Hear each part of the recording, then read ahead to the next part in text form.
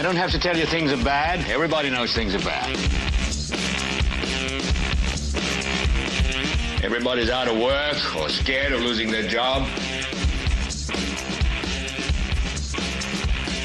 The dollar buys a nickel's worth. Banks are going bust. Shopkeepers keep a gun under the counter. Punks are running wild in the street, and there's nobody anywhere who seems to know what to do, and there's no end to it.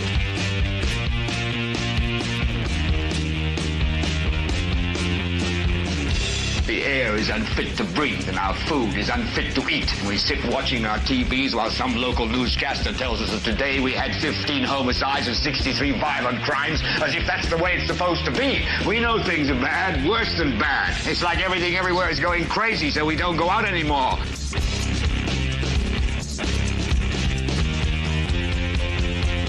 We sit in the house, and slowly the world we're living in is getting smaller, and all we say is, please, at least leave us alone in our living rooms. Let me have my toaster and my TV and my steel-belted radios, and I won't say anything. Just leave us alone. Well, I'm not going to leave you alone. I want you to get mad. I don't want you to protest. I don't want you to riot. I don't want you to write to your congressman because I wouldn't know what to tell you to write. I don't know what to do about the depression and the inflation and the Russians and the crime in the street. All I know is that first, you've got to get mad. You've got to say, I'm a human being. God damn it. My life has value. So, I want you to get up now. I want all of you to get up out of your chairs. I want you to get up right now and go to the window, open it, and stick your head out and yell, I'm as mad as hell, and I'm not going to take this anymore. Hello there, ladies and gentlemen, and welcome to this 375th episode of the Political Spotlight. We are doing well, staying warm, staying alive. Hope you're doing well. Hope you're having a great evening. Hey, just some real quick announcements. Number one, there was a City of Muncie City Council Committee, the Land and Traffic Committee, meeting that occurred this evening. We are going to take a look at that meeting tomorrow. That meeting lasted about an hour and 45 minutes. We're not going to watch the whole hour and 45 minutes. If you're interested in watching that ahead of tomorrow night's show at 9 p.m., you might get on and hit it like, change the play speed on YouTube to like 1.5, and you'll be able to get through it. You'll be able to hear everything, but you can do that. It's up, it's there, and it's on the City of Muncie's YouTube page. So check that out. We're going to look at it. One very specific point of interest I want to say for people who might look at it. If you go to the 37-minute mark, 37 point, say 30, and let it play, you will hear the chair of that committee at that less than halfway point, which is William McIntosh, tell the two other committee members, I'm going to try to speed this along.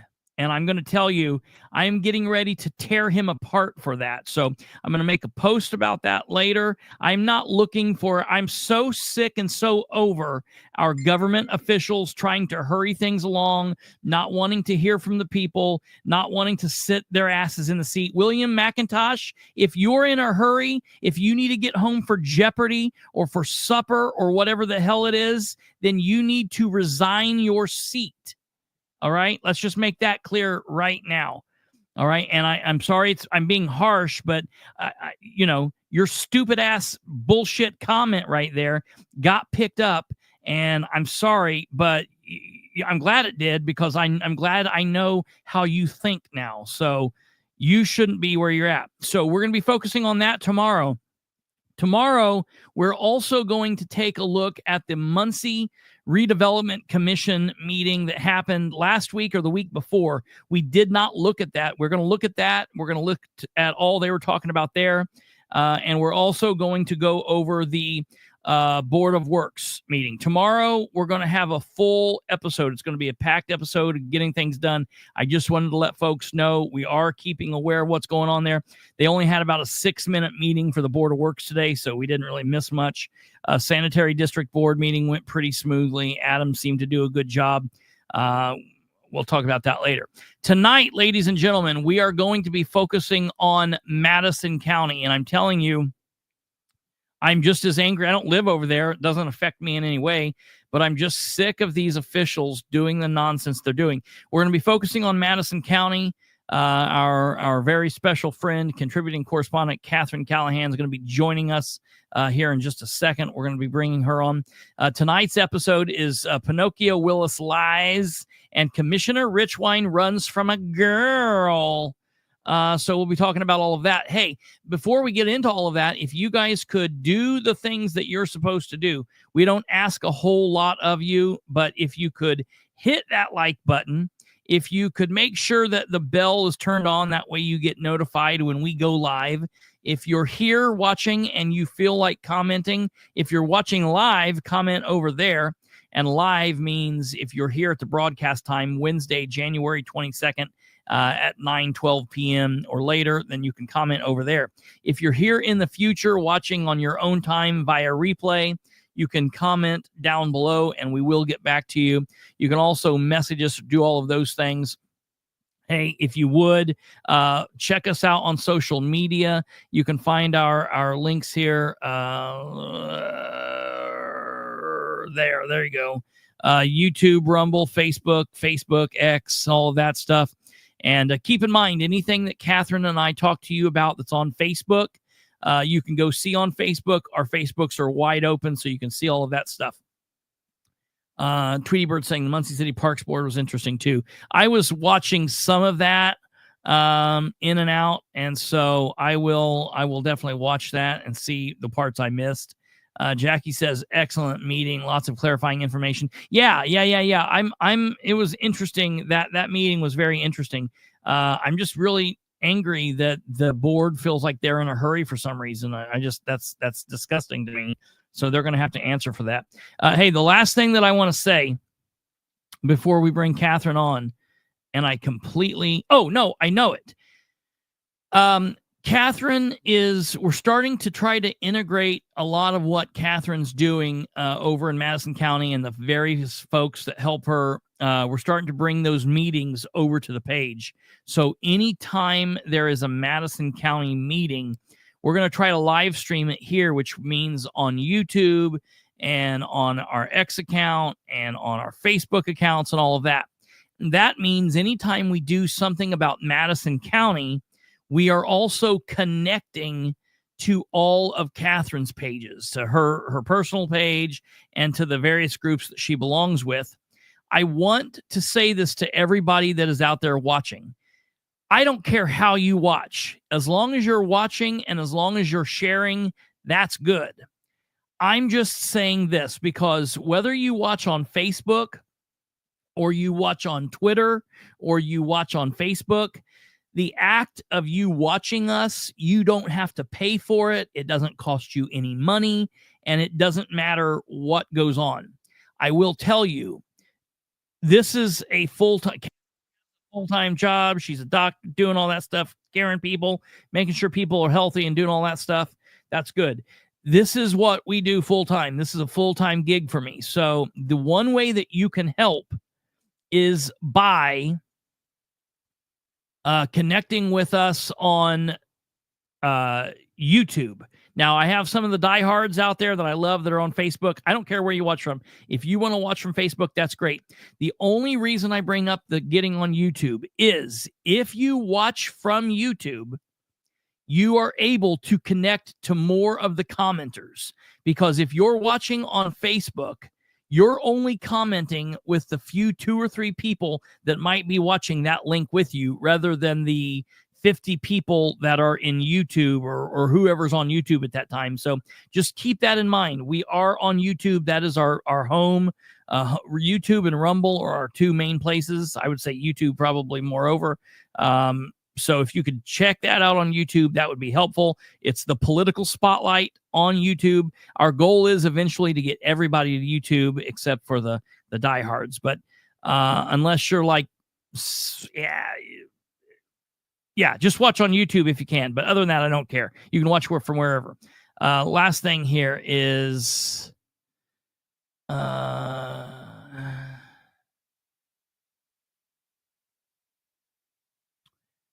Yeah, Jackie, I see what you're saying that the mayor's saying. I hate that's the mayor's answer. The mayor, instead of just answering a question, what he likes to do is prove, well, I've already given you this. I've already said this someplace else. Well, here's the deal. There might be people that are watching and listening right now, and these people might be asking the question because first, number one, we're on the record. Number two, maybe there's a citizen out there that didn't hear it the last time you did it. So instead of being an obnoxious a-hole, you need to just state your answer and get on. Remember, I know that you're the big and powerful mayor, but you still are a public servant, right? So do some public service, forget yourself for a moment, and just give the answer.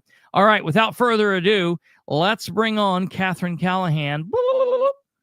Okay. I'm wondering, before we get started, I'm excited everybody's here tonight. I will tell you guys, it's heating up in Madison County. So the craziness is going to get a whole lot crazier. But is there any way you can pull up off the Madison County website the election board hearing from December 18th? Pull up off the Madison County? Off of Madison County's website for the election board. It's awkward how to get there, but it is in there. So if you can pull that up, and then I got some timestamps. So everybody's been dying to know. Russ did file his amended records, everyone. Now, there's lots of questions that go along with this, and hopefully I'm going to explain this the right way. It might get a little tangled, but I think all of you will get the understanding. Someone in the Lincoln Club has committed perjury.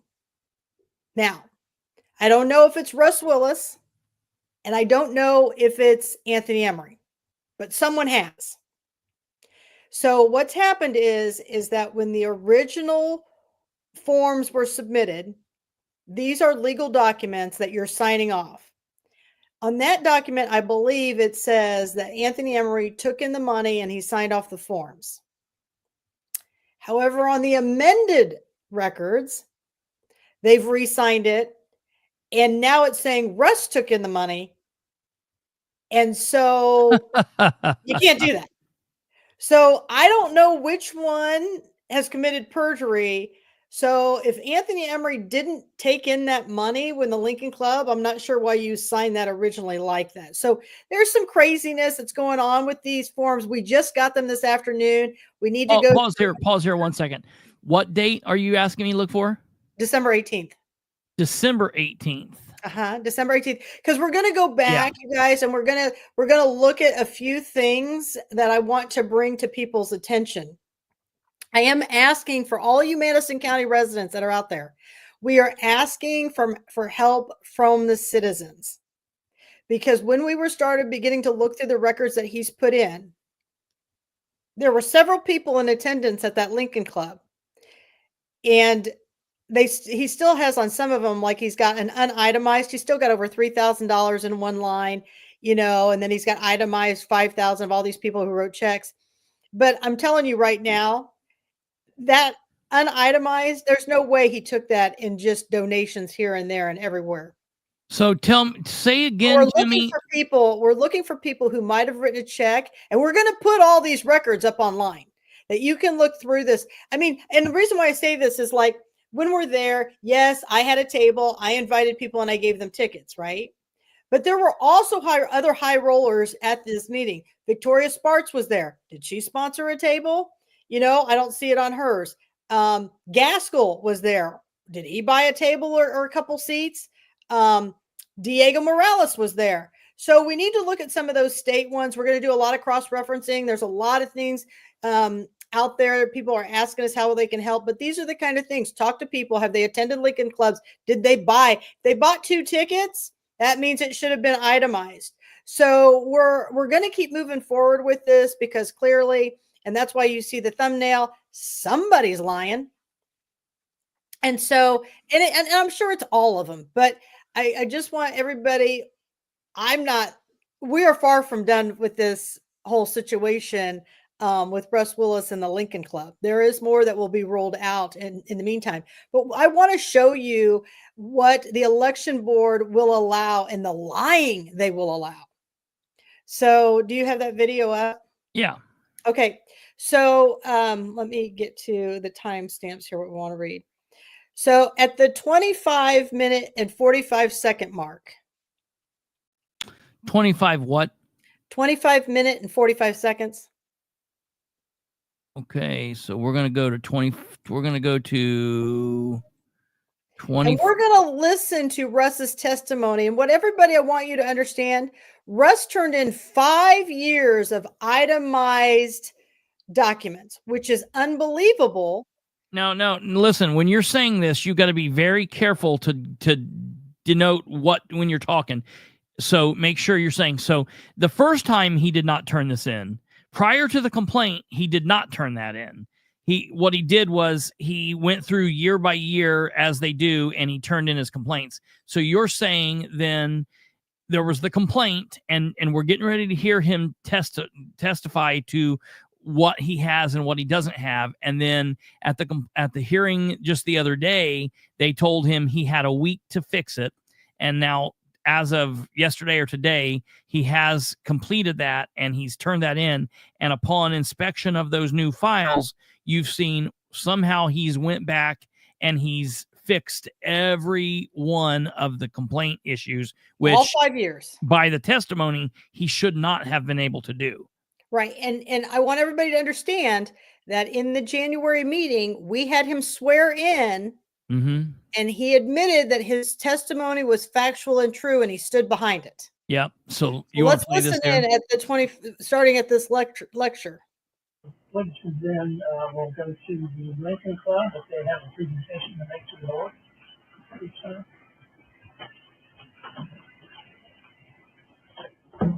Good afternoon. I am Russ Willis, President of the Lincoln Club. We are a PAC, Political Action Committee, and have been for probably about 15 years.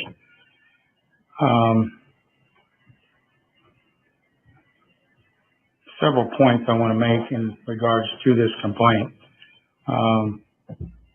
We're required to keep our records for 2 years, so that would be 23 and 24, 2023 and 2024. And in those years, 2023, the tickets were $60. That is a lie. The law says, and I believe Kate put it up last time, it's 4 years. Yes. That you have to keep those records. So that's lie number one. Okay. Now, people understand this is a real hearing. This is like a legal thing. You can't. Yeah, he can't just get up there saying just off the wall shit. He's got to back up what he's saying. He's either got to be telling the truth, or if he doesn't know, he should be saying like, I can't answer that. I don't know. But for him to just get up there and rattle shit off, he should not be doing that.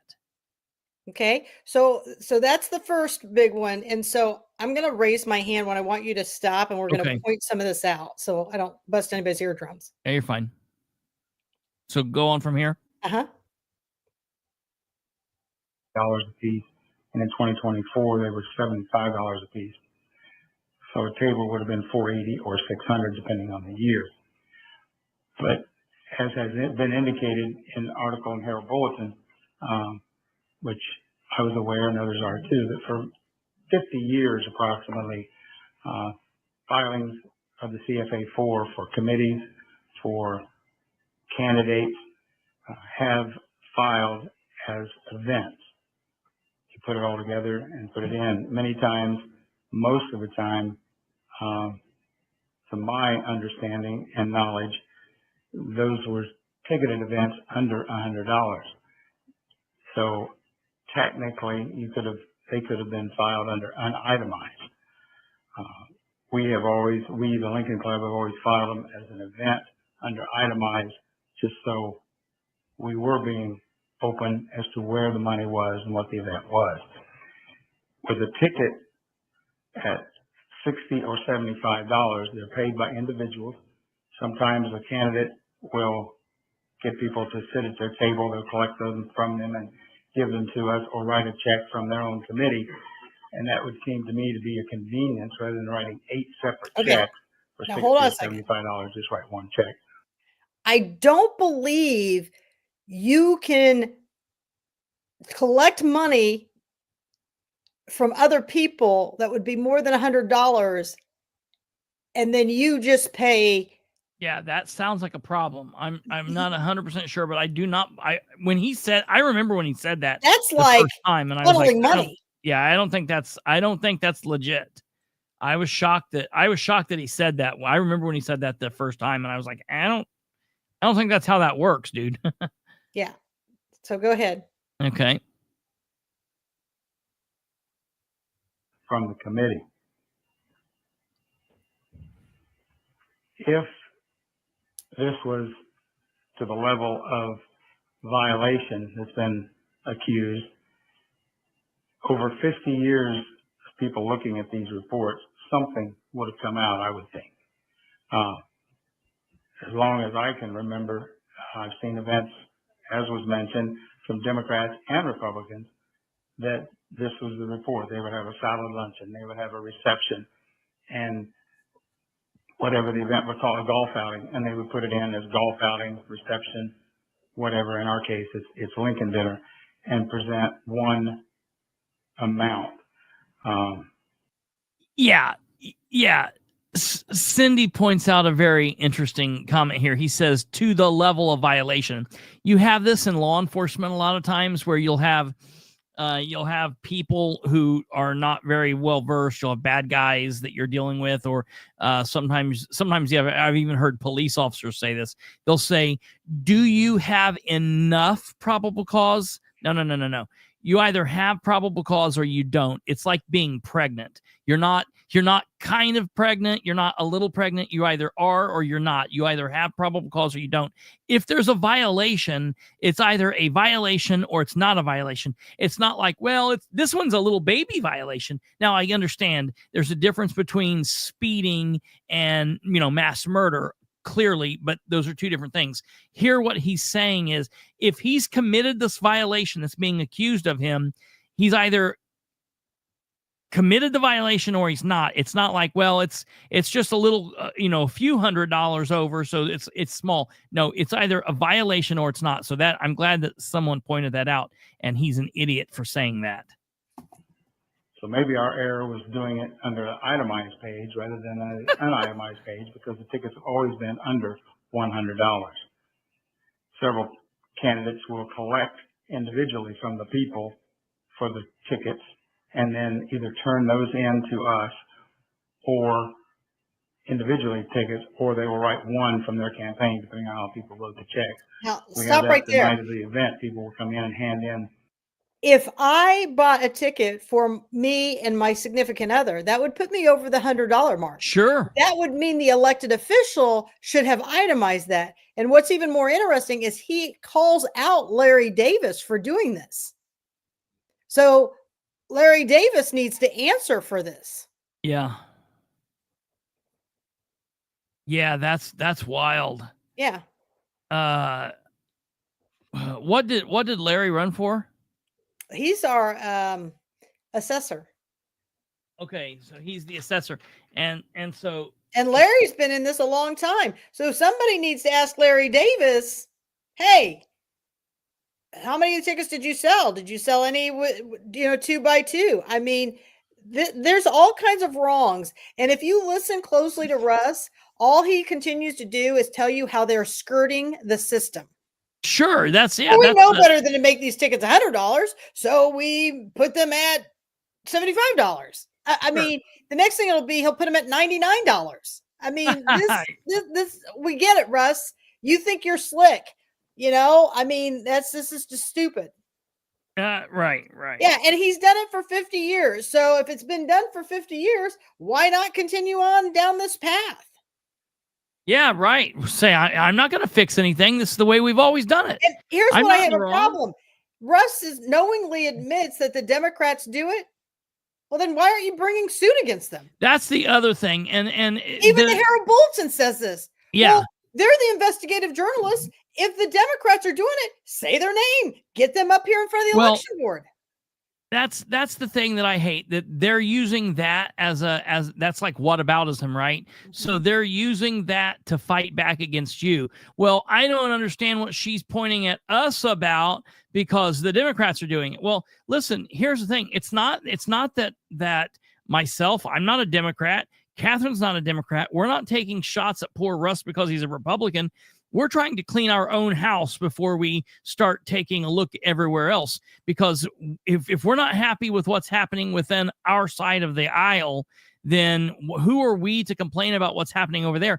And there's only so many hours in a day. We just kind of pick the point start. And normally the squeaky wheel gets the oil. So when Russ is doing all this insanity, yeah, it makes sense that he's the one that starts getting looked at first. You know, it wouldn't make any sense for Katherine to say, well, I'm going to look at the one and only Democrat here in Madison County out of the blue. Russ has been the problem child. So Russ and his cohorts are the ones that are getting looked at. And yeah, right. We'll get to the Democrats at some point, but that doesn't excuse you. Well, and the thing is when you listen to this testimony that he has sworn in at, the level of incompetence by this man. Yeah. Are you people kidding me? I mean, we clearly know the level of incompetence of Linda, but this one is ridiculous. Yeah. There you go. Yeah. It just keeps getting longer and longer. It will. All right. Why are we going on here? Yep. 6, 7, 8 checks, and they're all made out individually. But yet they're listed as a sponsor, which then when you correlate that with the invitation letter, it looks like they contributed $400 or $600. But that's not necessarily the case.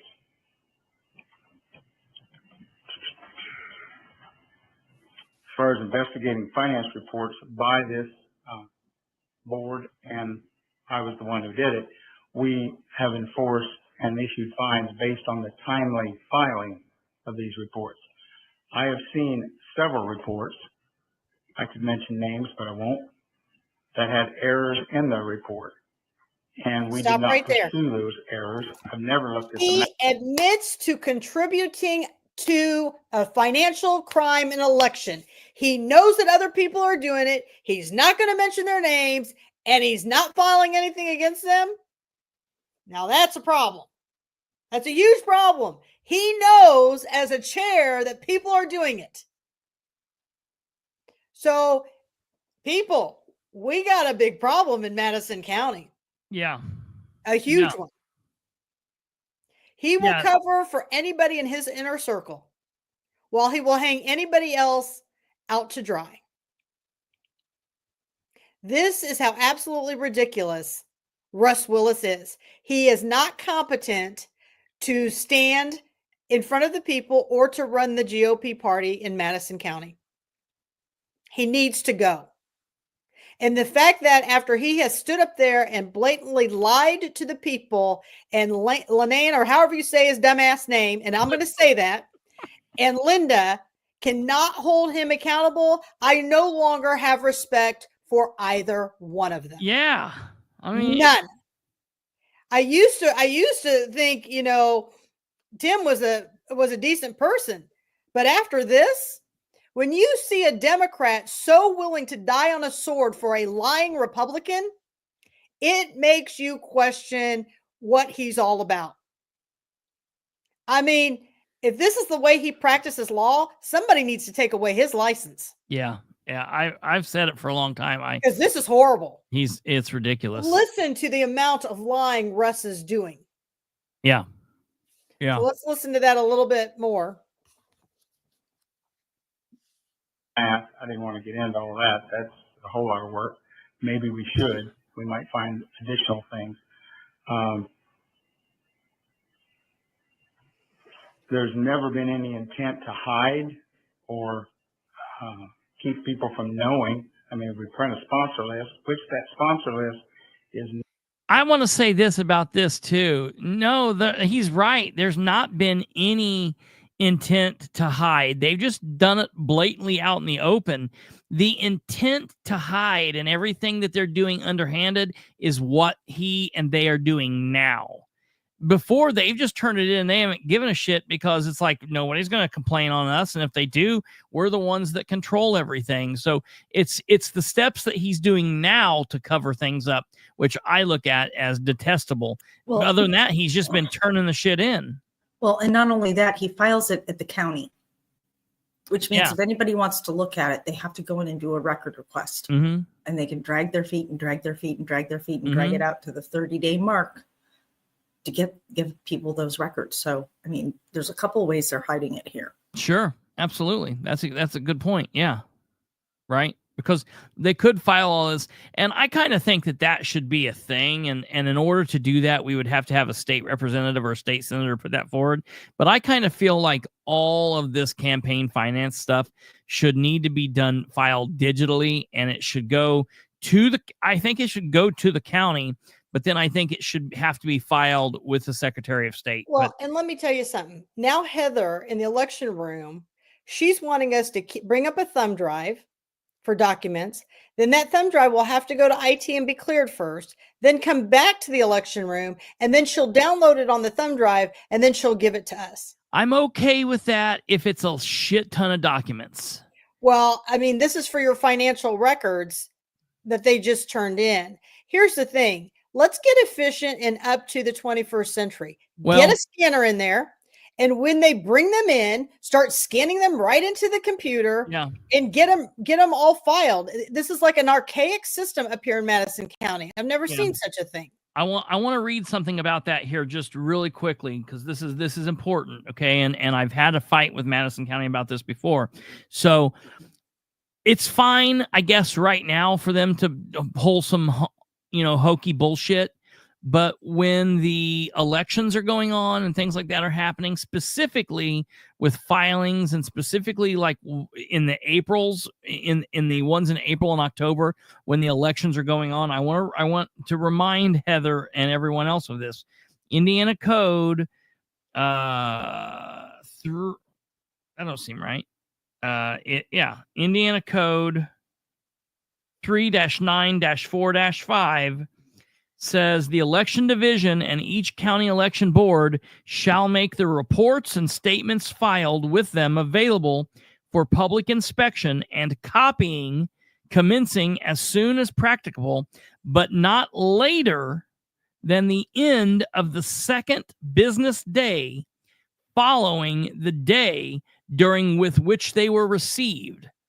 So I just want them to understand that technically the law says if someone wants to push it, if you go in there and you ask for something that was filed in 2022, that was turned into them a long time ago. So they need to make it able to be received within a very short order. Now, I understand that sometimes older files need to be kept away and put someplace. So I don't have a problem with something taking a couple days.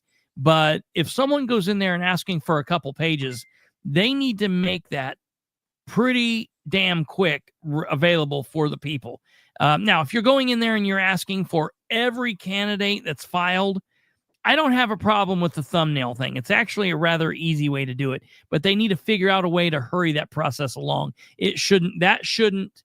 Their need for you to do a thumbnail should not delay the process. Right. So, and how quickly is IT going to check that thumbnail or the thumb drive for us? So, right. So just a I'll few be like, more. okay, I'll stand here and I'll wait. Take it to them, or better yet, give it to me and I'll take it to them. Exactly, because then you have to go back up, and it's just I don't know. But we'll listen to a few more of this, and then I'll show you a few other documents, and then we'll get into Richwine's tantrum. Not all people who contributed financially. Some people are listed as sponsors for other reasons, and sometimes, honestly, their name is put on there just to give them more exposure to those attending the dinner.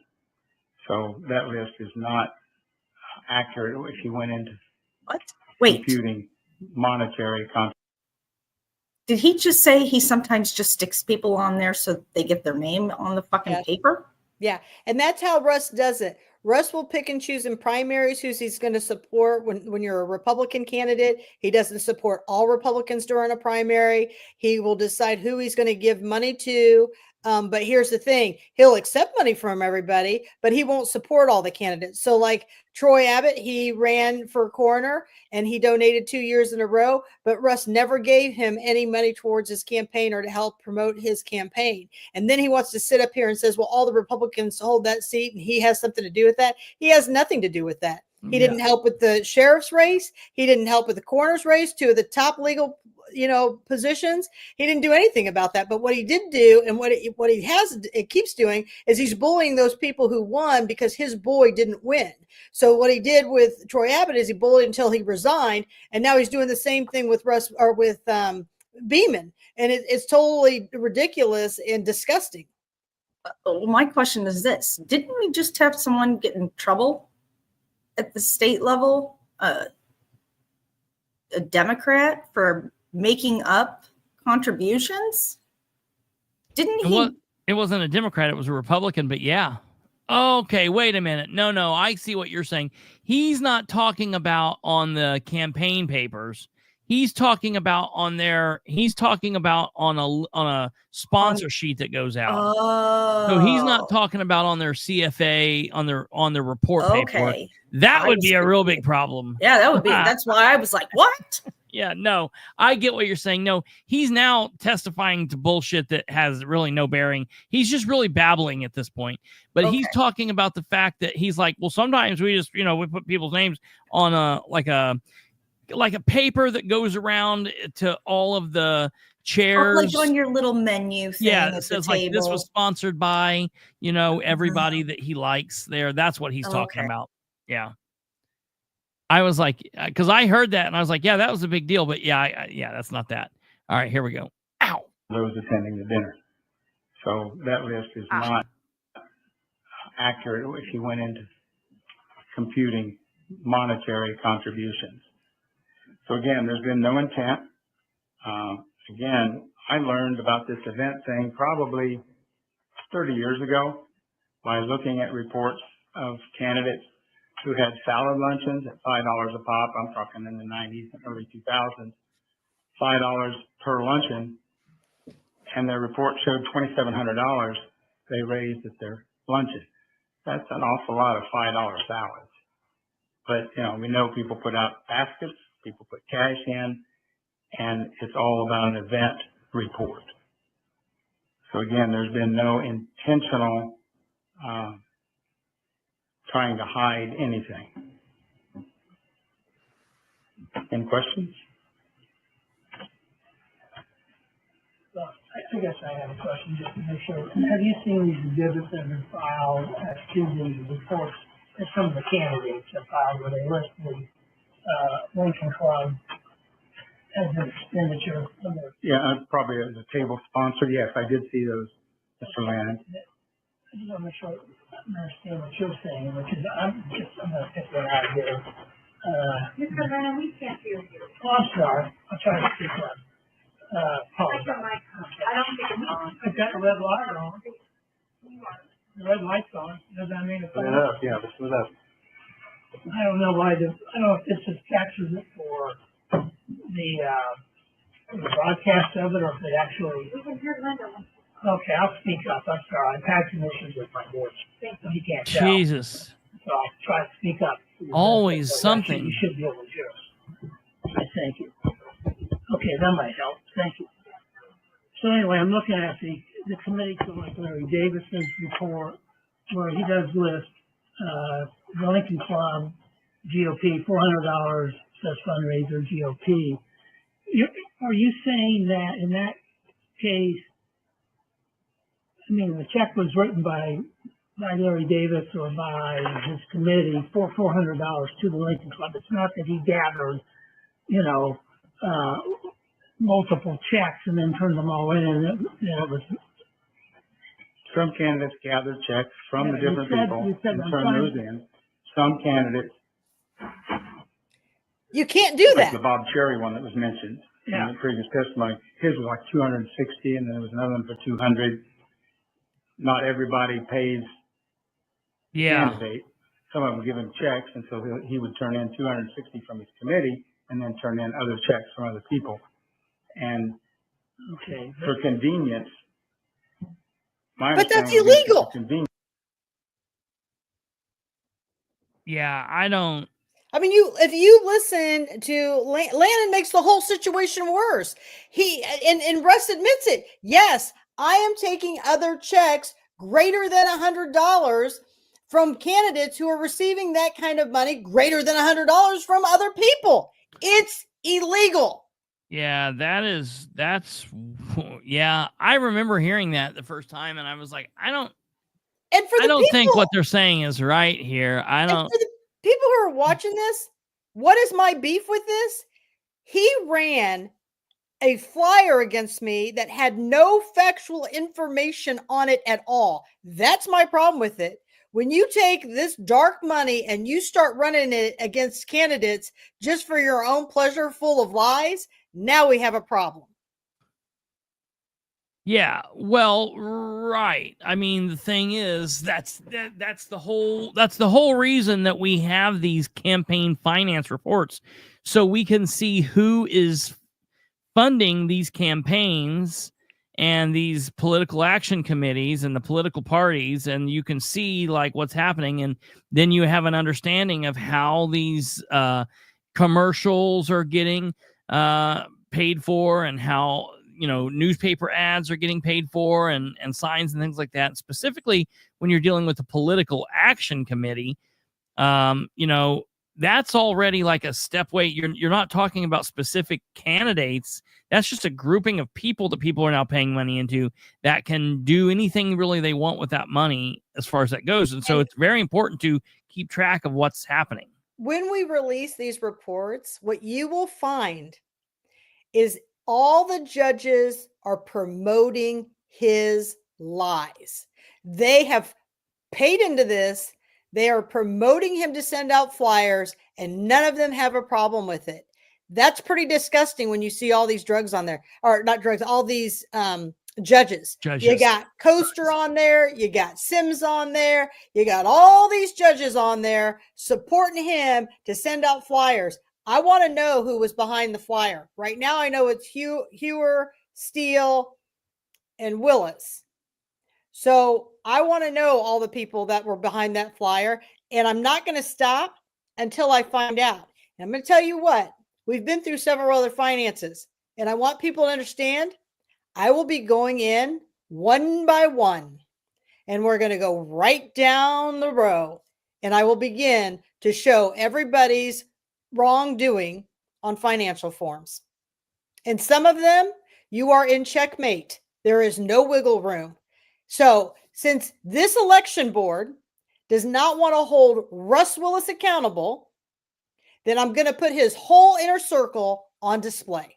Yes, yeah, they'll be held accountable one way or another.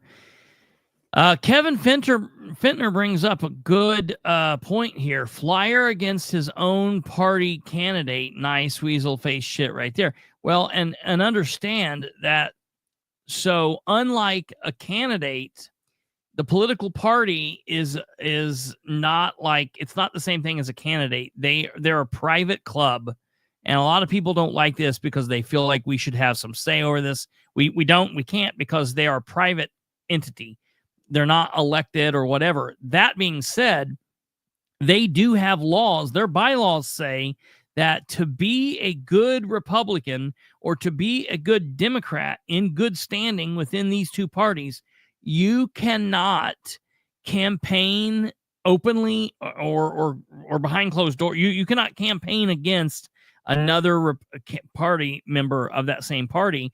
And doing so, I'm telling you, going as far out, I'll tell you this, going as far, which I don't agree with, as being an elected Republican and during a council meeting voting for something that is against what the rest of the Republicans on the council is voting for. So say as a Republican, I'm listening to an ordinance and I'm like, I don't like this. I don't think it's good for the city. And I'm going to vote no. And like 4 Democrats vote no and the rest of the Republicans vote yes. I have seen that be enough to get the party to start looking at whether or not they want to back and support that Republican.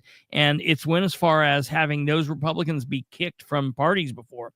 And so what Russ Willis is doing here in my mind, doing what he did in that in that flyer should make him not a Republican in good standing. So but the Republican Party would have to step up and do something about that. So, well, and this election board would have to step up and have some integrity and some honesty. I mean, come on now. We got the clerk, Linda Smith, who she's about as illegal and as corrupt as they come. And all she'll ever say is, I called the state and the state told me that this is what I was supposed to do.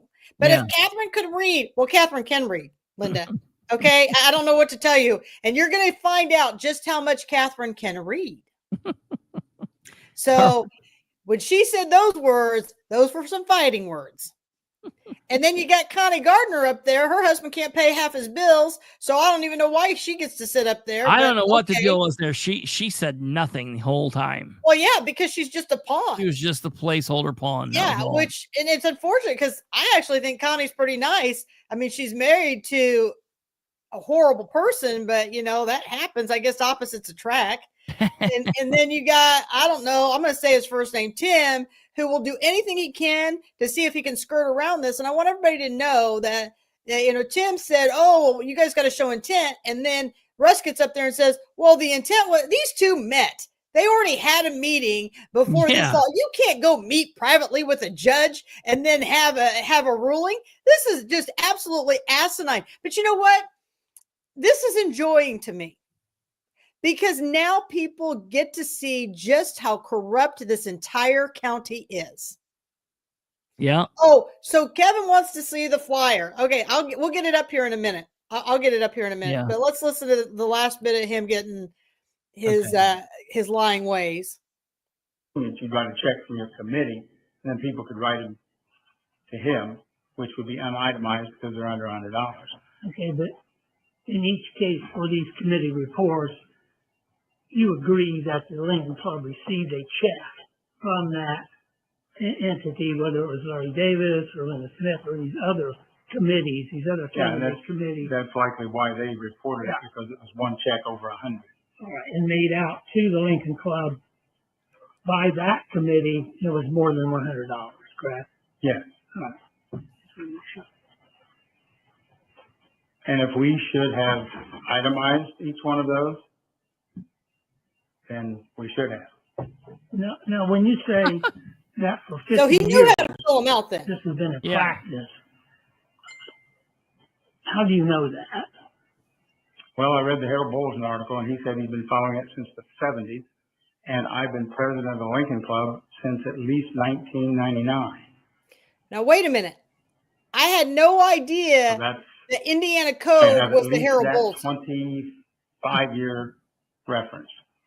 And then seeing reports and stuff previous to that would go back at least 8 or 9 more years before I was the acting president. And you're saying the Lincoln Club has records that would demonstrate that that's the way this has been handled by the Lincoln Club?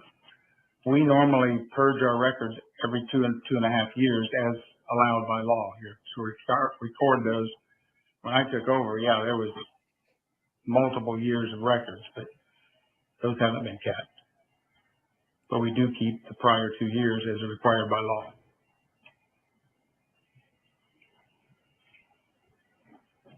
Any other questions? Yes. Why was I was looking through the CFA schedule, A1, there's different forms for individuals and committees. Why was this one put on as an individual? Why did you use the individual form? I noticed is there any reason? No particular reason. No, sir.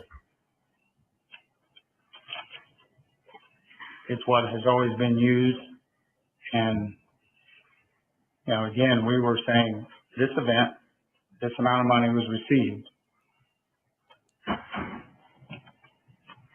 based on events that have always been logged in, reported as events, whether it be a golf outing or a reception.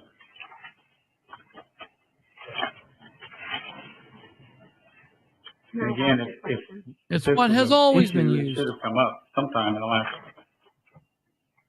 30 to 50 years. I have a question for you, Jeff. So you said that because there is a schedule for PAC. Am I correct? Correct. There's a schedule for PAC, and then all committees, political campaign committees, campaign committees, Right. things like that. Although I think that this would be fair to say that number is lumped in. There's some individuals write checks to the Lincoln Yes, Club, many. and then some PACs write to the Lincoln Club. If we have a evidence of that. If we have a contribution from a PAC, there's a separate page for that. Okay, well, what about a campaign committee, such as I know? No, those would go under item Those I. go into that. Yeah. So there's the total income of the Lincoln Club that was paid in would be located in two different places. One would be located on the individual form, and the other would be located on PAC. If there was a PAC, I think I only recall one time that a PAC had ever contributed.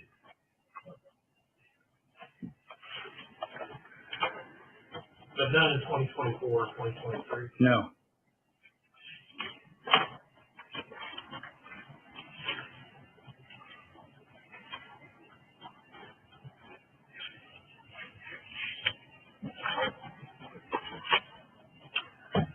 Anything else? Yeah, any other questions?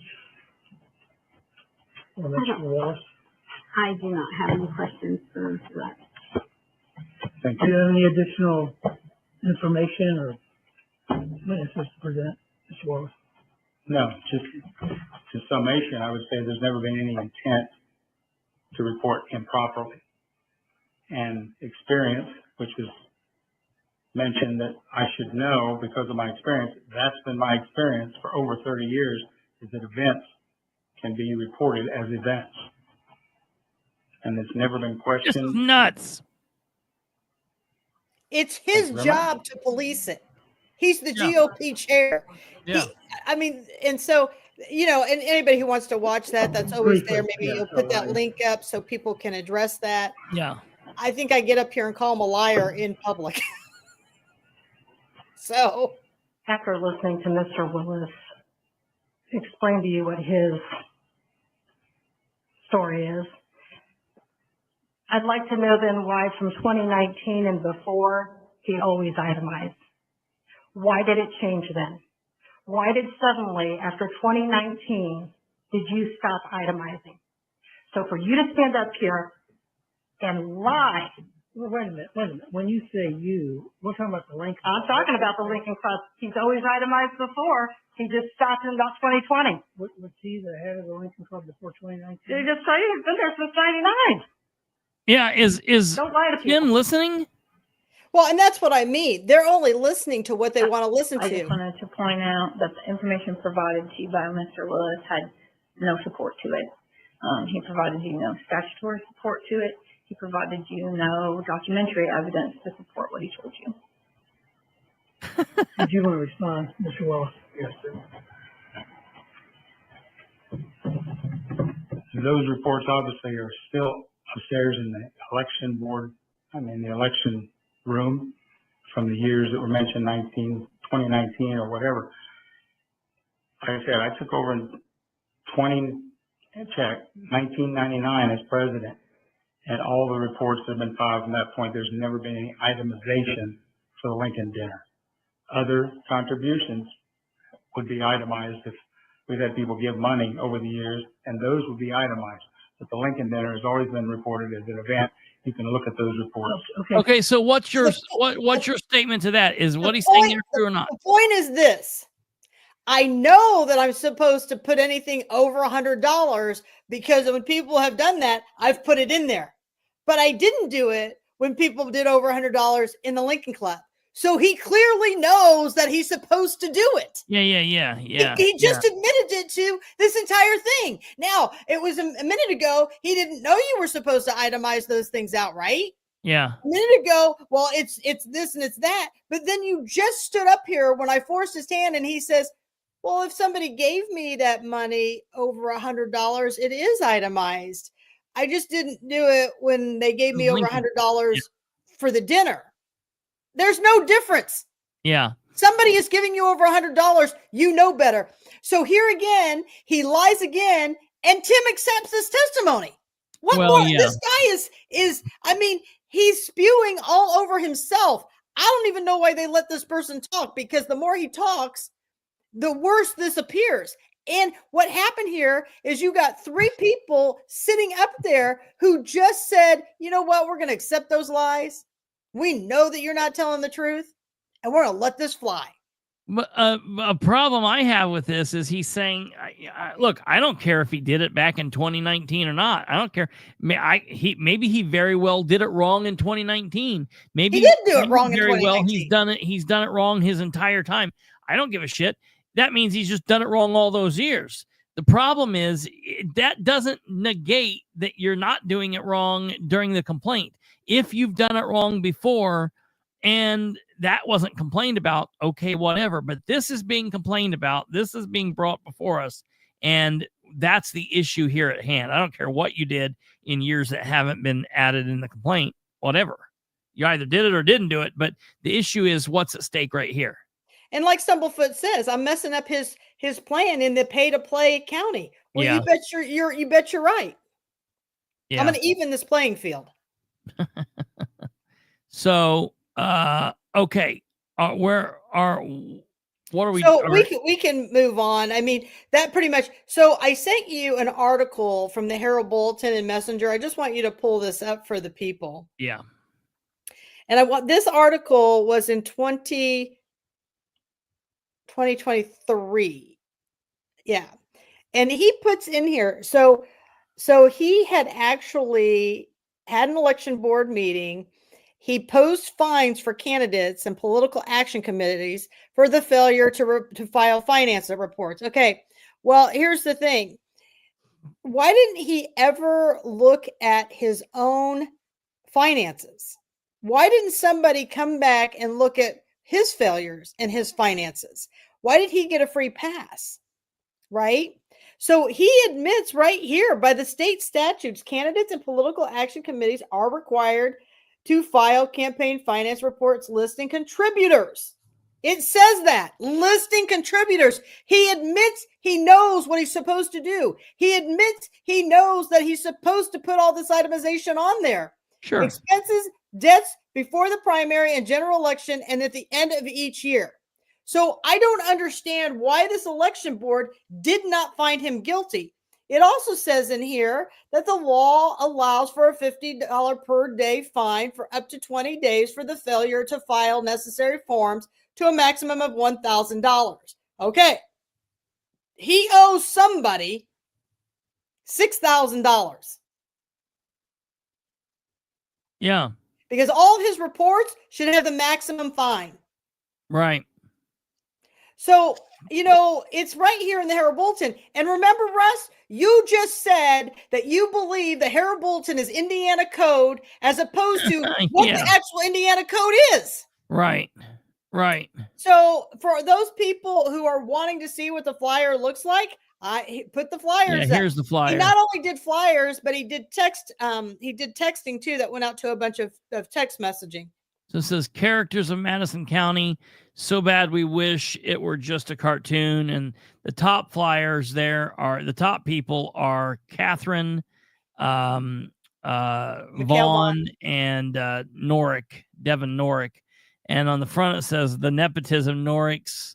And so you've got Judge Norick on the bench there. And he says, it's Scott Norick, circuit court judge. He says, what?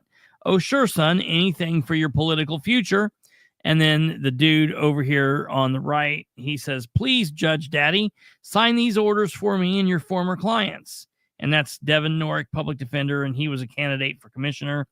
And then over here on the left is Jody Norick, who's a county council, who says, yes, I voted for extra money to hire our son, which all that's true.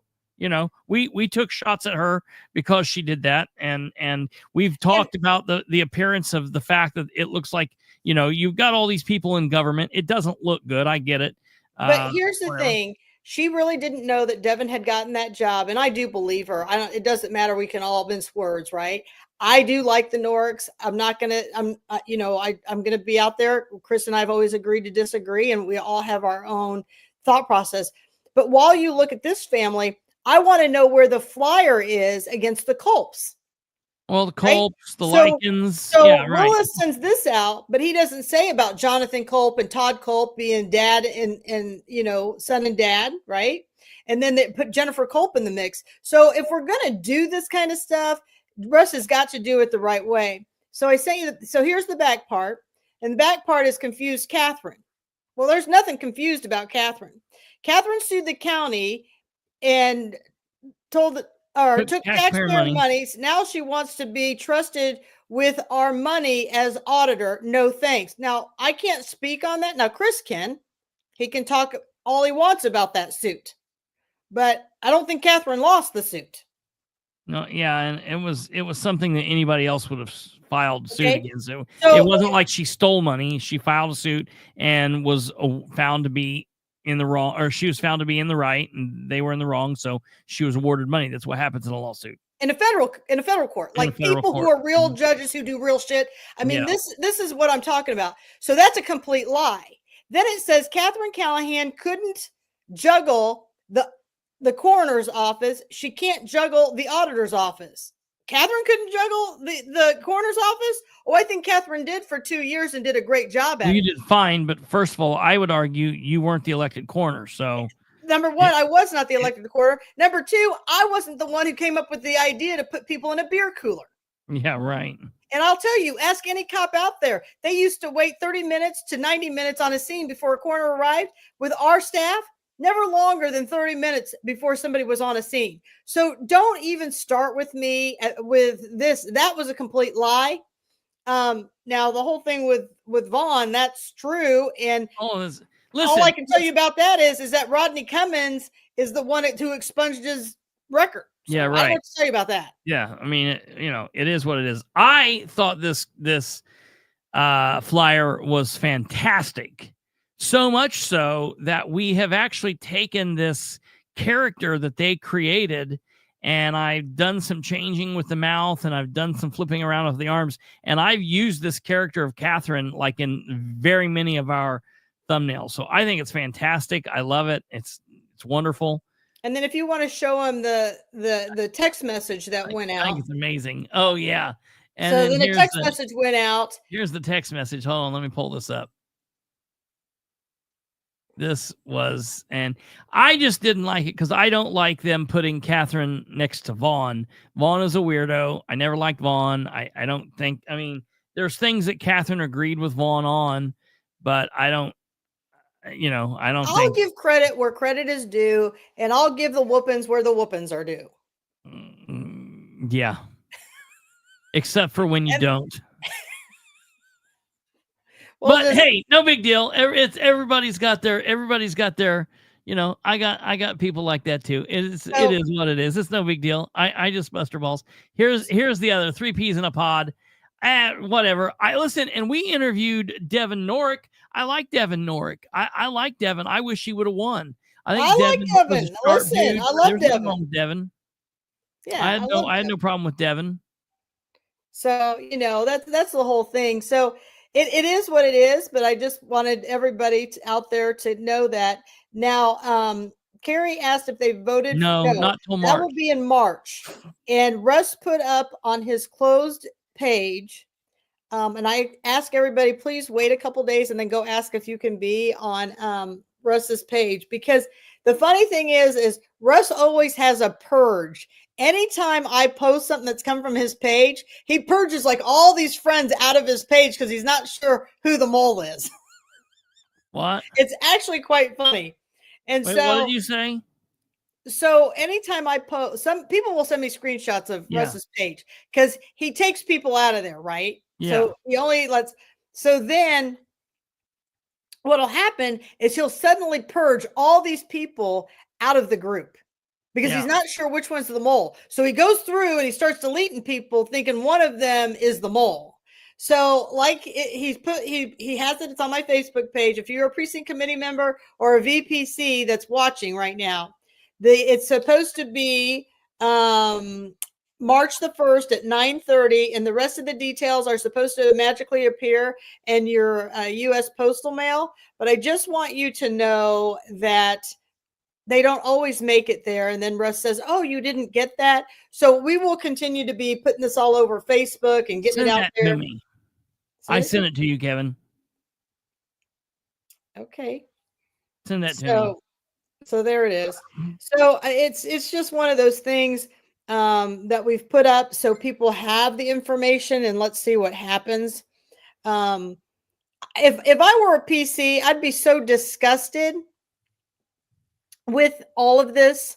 Even if I liked Russ or I voted for Russ in the past, you really need to be thinking this over, because he is going to single-handedly destroy what this inner circle is, which is fine with me because that's exactly our goal. Look at the dirt. Look at what he has brought down.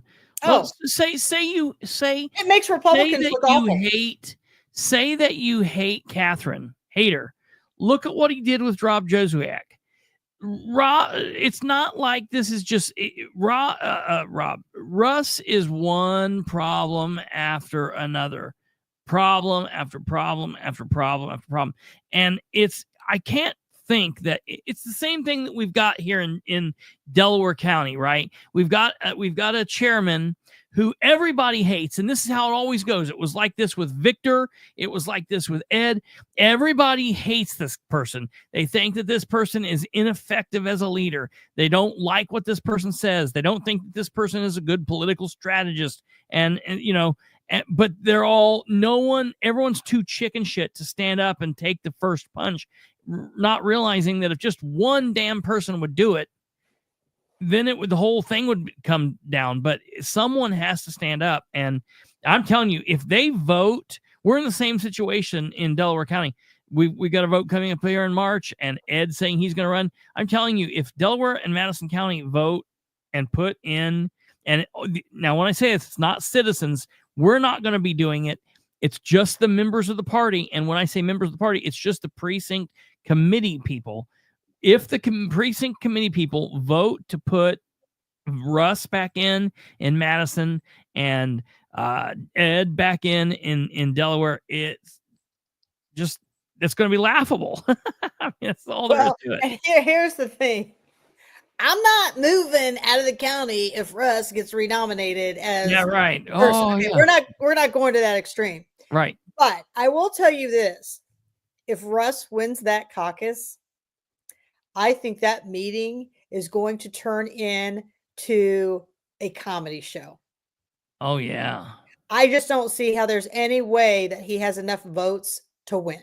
We need to, and I'm telling you, if he doesn't, I think it's going to be weird either way. It's going to be strange either way. Yeah. Now, so the other thing there is what we got to keep in mind is we don't want to vote Russ out and then immediately put in Kelly Hewer or Pete Hewer. You can't take Russ out and put somebody just as bad in. You have to flip it completely away. Yeah. And that's the whole thing. So Kelly used to be one of his admins on his Facebook page, right? The one that he keeps deleting and putting stupid things on. And so now she's not on there. And what her thought process is if she can get herself far enough away that will detach her from Russ. Listen, Kelly, you and Russ, are like two peas in a pod, not three, two peas in a pod. Yeah, like they're the running same around person. with matching license plates. Hey, I ain't never seen them in the same room together. As far as I'm concerned, they can be the same person. It's like Mr. Here's the thing. over here. It used to be that she used to always show up at all these election board and be his biggest cheerleader. But since that flyers come out, yeah, she won't. She was even running around the night of the campaign when that came out, when people were out putting signs. Well, if you see Katherine, tell her I didn't have anything to do with that flyer. If you see Katherine, give me a break. Why don't you pick up the phone and call me yourself if you feel like you didn't have anything to do with that? So yeah, Russ better not count. Oh, I'm sure there'll be some watchers in that. So, just to wrap up Madison County, Russ can be removed. He can be removed by the election board. There's state law that says that. So let me just tell you. You mean he can be removed from the election board? Yes. Yeah. And Linda Clerk and Tim can do that. Yeah, sure. And the reason why we're fully aware that they are totally intertwined with their inner circle, the day of canvassing for the general, show that video. I was at the courthouse and I asked them to come down and speak to me. And I wanted to know why Russ Willis was in those election rooms when we were, when he was under investigation for canvassing violations. And they agreed, yeah, he can be removed. They just don't want to do it. So until enough of us show up at these meetings and enough of us are standing at that podium and filling those seats, he's going to continue to run these election board meetings. It's criminal. Okay, here we go. Yeah, we go.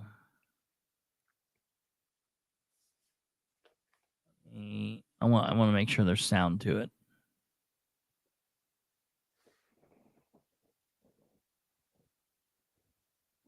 Here we go. Yeah, listen to this, folks. This is wild.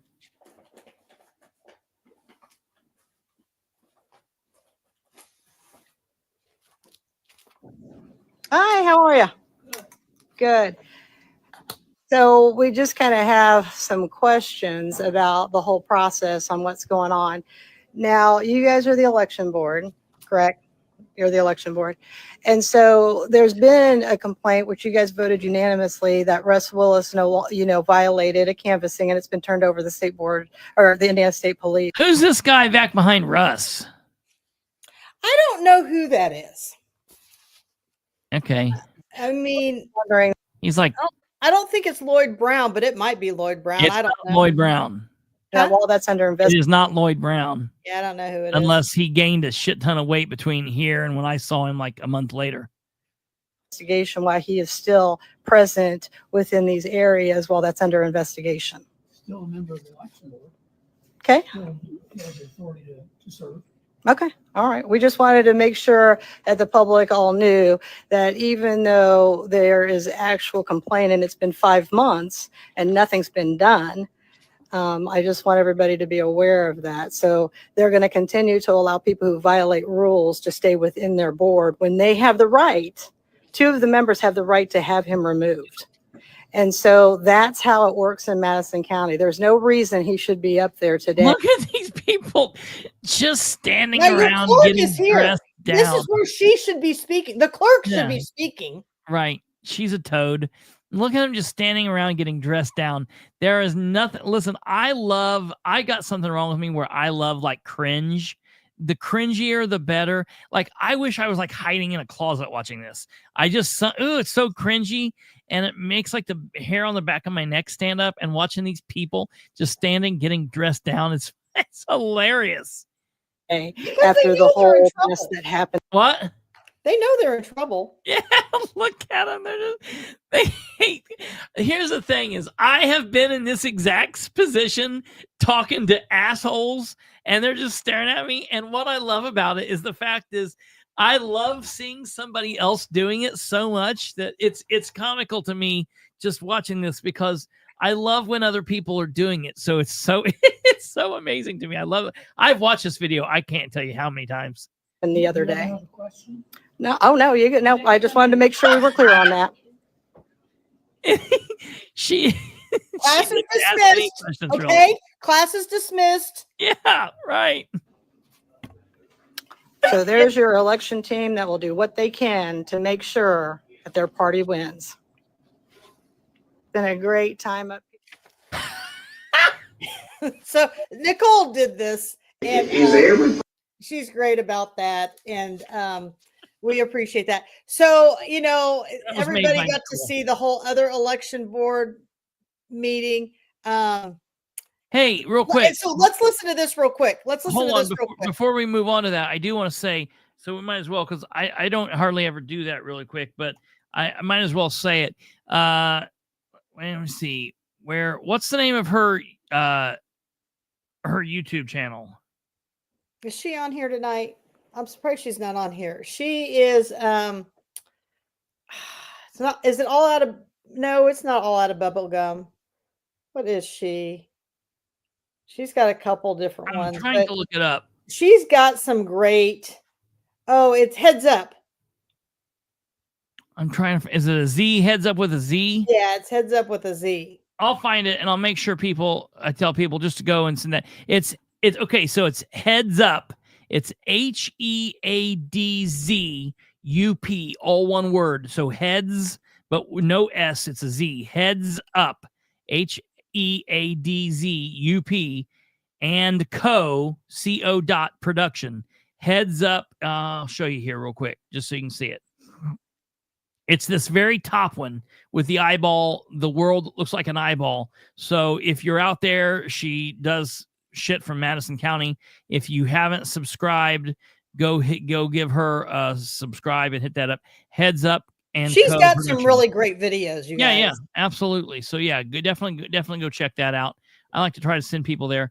Other people do it. So listen to it now. So that was on the night of canvassing. Okay. And now listen to this. Ollie asks him to remove him. Yeah. Person coming to you, Miss Callahan, Ollie, Dixon, Rebecca, is everybody wrong? No, in fact, we just made a finding that Ms. Callahan's complaint was sustained, that there were deficiencies, the reports were wrong. So, Why is it not going to jail? we're following the law.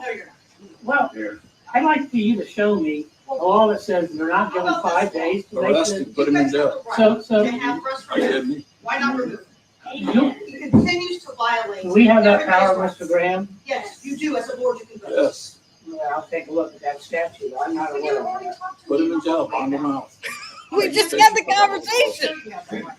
Yeah. I mean, do like you did Larry. Do like you did Larry. Put Russ in jail. We can't do it. Let me get this pause. What? Tim is like Biden. Yeah. He's losing his mind. No, there's a law on that. Listen, There's a code on that. No, I'm not gonna give him that out. I don't believe that's correct. He knows well. This is what's so disgusting about him. He knows what you're talking about. Tim is not. Some of these people are flat out dumb. Tim is not dumb. Tim is just doing what he's told, and it's nuts because he's a different party. Like, why does he give a shit what Russ says? Why they are two different parties. Yes. Why is he so bending over backwards for Russ? Is he used to be our congressman? Yeah, man. He was I mean, that in itself blows my mind. And as an attorney, you don't know what the rules are, and you're sitting on that board. Yeah, But I want to show you how many Pinocchios we have on the election board. Yeah, right. Yeah, right. You know? Several. I mean, a couple Pinocchios and a liar and an idiot. I mean, a couple Pinocchios and an idiot. Yeah, that's the truth. It's just so distasteful. It is. So, anyways, we'll keep moving forward on Russ Willis and the election board. Just hold on to your seats because we've got more coming down the pike here, everybody. When it comes to these finances, there's a lot of moving parts. And so we're going to continue to roll this out. Now, we want to talk about the great Commissioner Richwine having tantrums in our meetings. Dude. And I want to say for the record here, boys and girls are all good. I'm not taking any shots with the name. The name of tonight's episode was Pinocchio, Willis lies, and Commissioner Richwine runs from a girl. I'm not trying to piss off any of the girl viewers out there. It's just funny. It's just I'm kind of playing. I take it as a compliment. Yeah, I think it's amazing. I think it's amazing. I take it as a compliment. So watching what happened in this thing is so stupid, man. I just cannot. Richwine is so weird. I just can't even fathom what's happening here. Well, remember he had a tantrum a couple years ago in the county council when he didn't get the money he wanted, and he smacked the thing and ran out of the room. Yeah, he's got a history of this. Yeah, I can only imagine what he does at home. I was going to say a wall or what he does. Yeah, I'd like to know how many holes they have in their walls there. And I just want people to know. I have to read this. Somebody reached out to me, and this is worth. I don't know this person. This is the first time person that reached out to me, and I want to read to you before we play this video because what he said was so true. So he reaches out to me and he says, Good morning. Thank you so much for dedicating your free time to inform us all of the injustices in this county. What can we do? Like, really? Do we file a congressional complaint? It always worked for us in the military to make changes. Do we send letters to the FBI? Can we overload the court with filed complaints to get our point across? He goes, and this is the most important part. I believe John cannot perform his duties due to his fragile mental status. If a public servant has the audacity to cut off a citizen in the middle of her talking just to take a break, then I truly believe he is incapable of making hard decisions that our county citizens have elected him to do, and he needs to resign yesterday. I think that's a great comment. And what really makes me feel fabulous is we are actually reaching people that we don't even know. Yeah. Right? That's the whole goal. We are winning to inform these people so that when we do have a vote in 26, Olivia Pratt is done. She needs to go. When you watch this video, she didn't do a thing to stop Richwine from his behavior on on a female. She didn't do a thing to say, please, we want to hear her. That's what you people need to understand. Now, the majority of people, I think you elected Gardner into that seat and Richwine, but yeah, I'm not so sure, because after watching how they run the tabulation machines, they can make as many ballots as they want to make the numbers be whatever they want to be. So, but watch this video on how he treats. And here's the thing.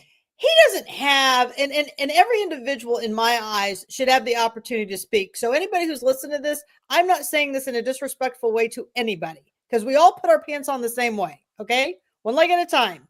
But what I'm saying is you have a highly educated female who has a Juris Doctorate at the podium. She is reciting Indiana code, and she is treated like trash. Yeah, that's the thing, is like, she wasn't up there.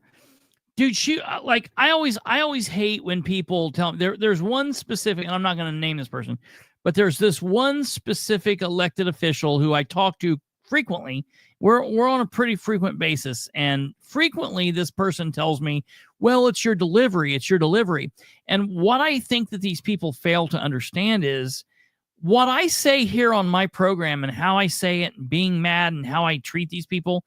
This is my time. If they don't like it, they don't have to watch or listen. Yeah, but absolutely. when I'm talking to them in the meetings, I'm respectful. I'm polite. Now, I might raise my voice. I might say, damn, or it's, time for you to get this shit together. But that's only here and far between. I normally try not to cuss. I try to be very polite, very respectful. It's only if they really get me riled up. But I'm respectful, and they still don't like it. And that's like their problem. She's not being out of line. But that being said, she's even better than me. All she's doing is reciting Indiana code. And he gets so butthurt about that. And he tries to shut her down. He keeps talking over her to the point that he just gets up. He doesn't even say like, hey, let's make a motion to adjourn. He leaves the other two out there. And like, if I was Rick Gardner and if I was Olivia Pratt, I would be like, hey, don't get up and leave again without the meeting being adjourned. Like, I don't know if Richwine, his period started or like what happened here, but don't just get up and storm out of a room, bro. Like, that's ridiculous. He seems totally unstable. Oh, and the thing is, I mean, let's watch his. Where are we playing this video from? What did I send it to you in? Is it, well, you talk, you don't got to say the name if you don't want, but you said somebody sent me something in email. Am I playing something from there? Well, we're going to do the Madison County Government Accountability one, and then I'm going to send you a video that we're going to go through some timestamps. Okay. So, let me pull that up. So go to Madison County Accountability. Government Accountability, yeah. All right, here we are. And then I'll get Cheryl's video, and we're going to use that. Okay. Yeah, maybe just one second. I'm getting this pulled up here. Madison County Government Accountability. If you're not checking that page out, you need to. Madison County Government Accountability. It's a must. All right, so here we are. Dear John, it's embarrassing at this point. It's embarrassing at this point. Is that what we're watching? Yeah. Yes, that one. Yes. Okay. Dude, it's off the chain. It never ends with you guys with the cringe. It's just so crazy. He's so embarrassing. All right, here we go.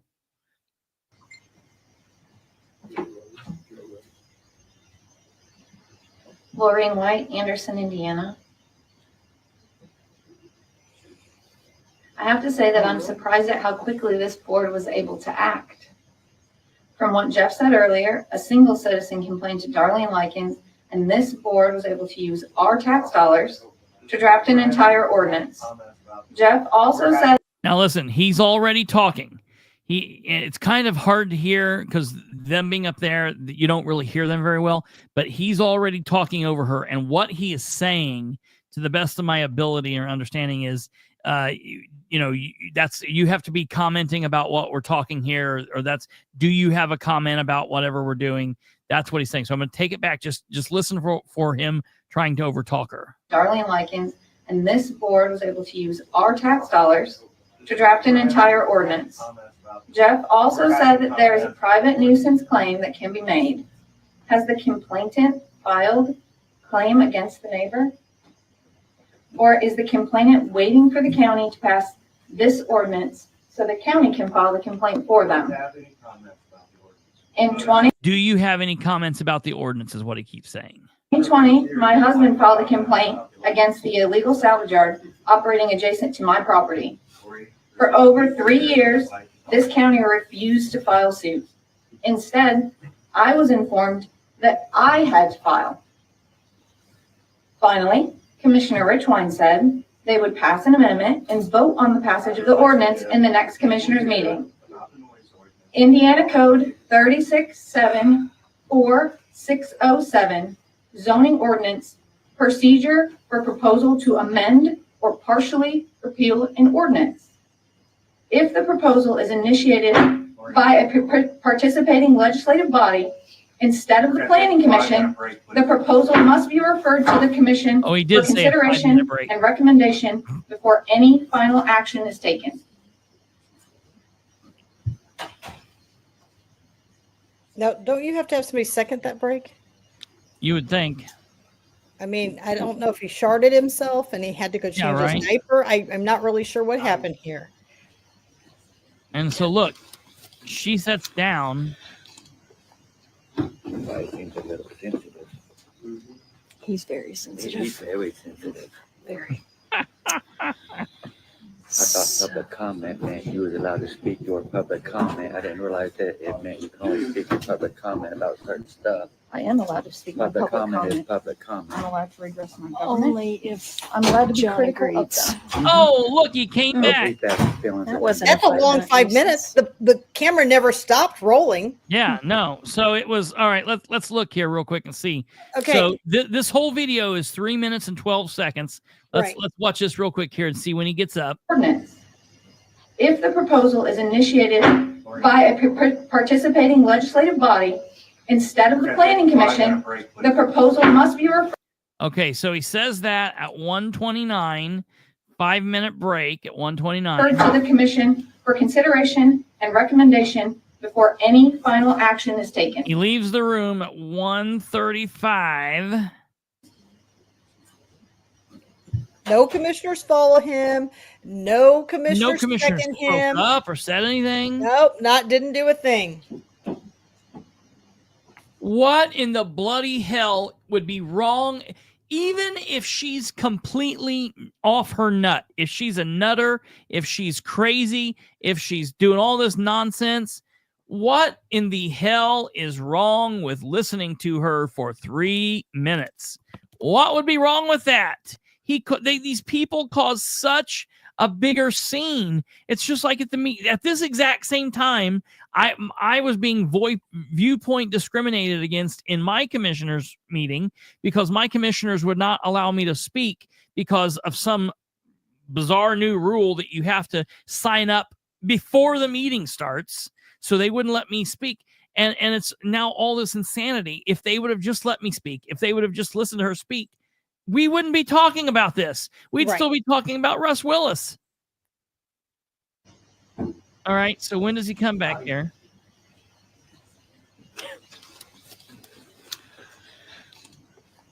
I seems a little sensitive. He's very sensitive. He's very sensitive. Very. I thought public comment meant you was allowed to speak your public comment. I didn't realize that it meant you can only speak your public comment about certain stuff. I am allowed to speak my Public public comment is comment. public comment. I'm allowed to redress my government. Only if I'm allowed to be John critical of agrees. them. All right. So he comes back in at 2:17. When he realizes nobody's on board with this. Yeah, right. That wasn't a 5-minute recess. And he sits down at 2:23. Okay, so yeah, that was less than 1 minute from the whole thing. He set it at 1:29 and he's back in the room at 2:23. So less than 1 minute. Okay. Now I sent Kate another view of this video. Okay. And I want to show it. I know you guys have already listened through it patiently, but you have to see close-ups of Richwine's face. Like it's amazing. Oh, and no. This is worth watching several different times. I wish we could see this 1,000 different ways. Yeah. So wait till you see this other. Now, at one point, the person who was videoing it did hit the mute, but just watching the animation is like unbelievable of Richwine. And watch his color. I think whoever his primary care provider is, he needs some blood pressure medicines. Just saying.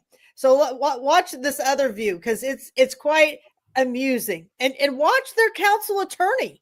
I mean, don't watch Laureen in this one. Okay, just listen to her and then watch all the players. Wait a minute here now. Where is this? This is the community. What is this? Is this which one is this? This is the same meeting. It just shows Richwine up closer. So it's 105 around 30. 105:30. 105:30. Yeah. And I mean, I just enjoyed watching it. It was great. And I just want people to know, I know that you guys are all How does this show? I'm not looking at the right thing then, because this doesn't show him closer. This is farther back than Laureen. They go in and out. Okay. I got it here. I got it on here. the network one. All right. Yeah, I am. Here we go. And I am reading everybody's comments, but I just can't keep up with that and keep my thoughts. So I just want everybody to know that. No, I'm yeah, not you're ignoring fine. anybody. Okay, here we go. Yeah, all right. I get it now. Here we go.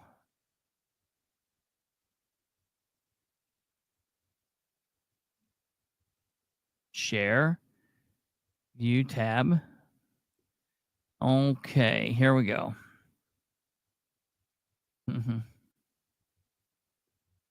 Use our tax dollars to draft an entire ordinance. Jeff also said that there is a private nuisance claim that can be made. Has the complainant filed claim against the neighbor? Or is the complainant waiting for the county to pass this ordinance so the county can file the complaint for them? In 2020, my husband filed a complaint against the illegal salvage yard operating adjacent to my property. For over 3 years, this county refused to file suit. Instead, I was informed that I had to file.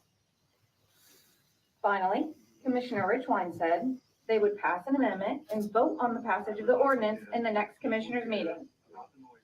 Indiana Code 3674-607, zoning ordinance, procedure for proposal to amend or partially repeal an ordinance.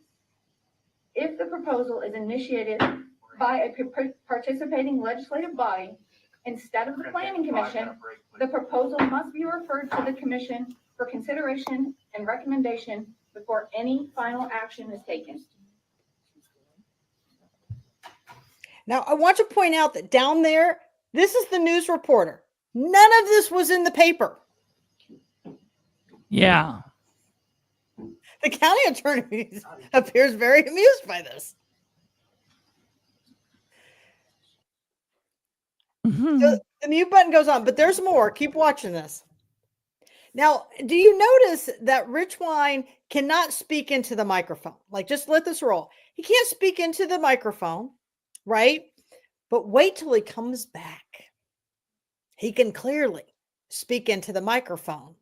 So you kind of heard at the end, they were talking amongst themselves and they were having a discussion. He comes back in. We can play another view where we can actually hear this conversation. And these guys are talking and he just starts going off. So for everybody that's viewing in, Mr. Richwine was uncomfortable with the comments of which was being made, so therefore we're under a 5-minute recess.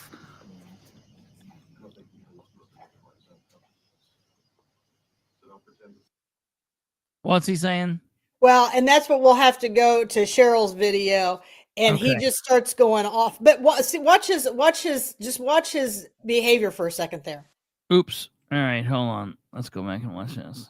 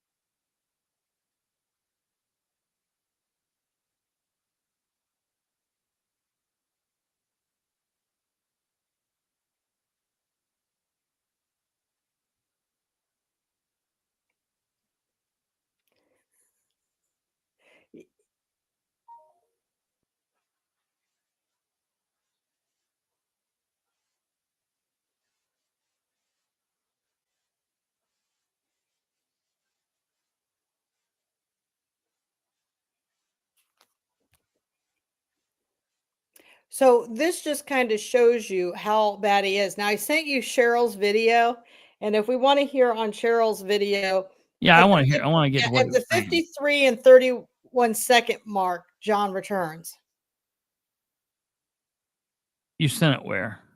It should be in your messenger. I hope. Yeah, it's in. Okay, maybe I lied.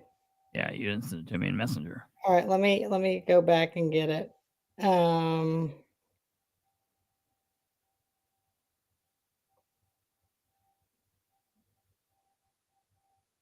right. So, okay, here it is.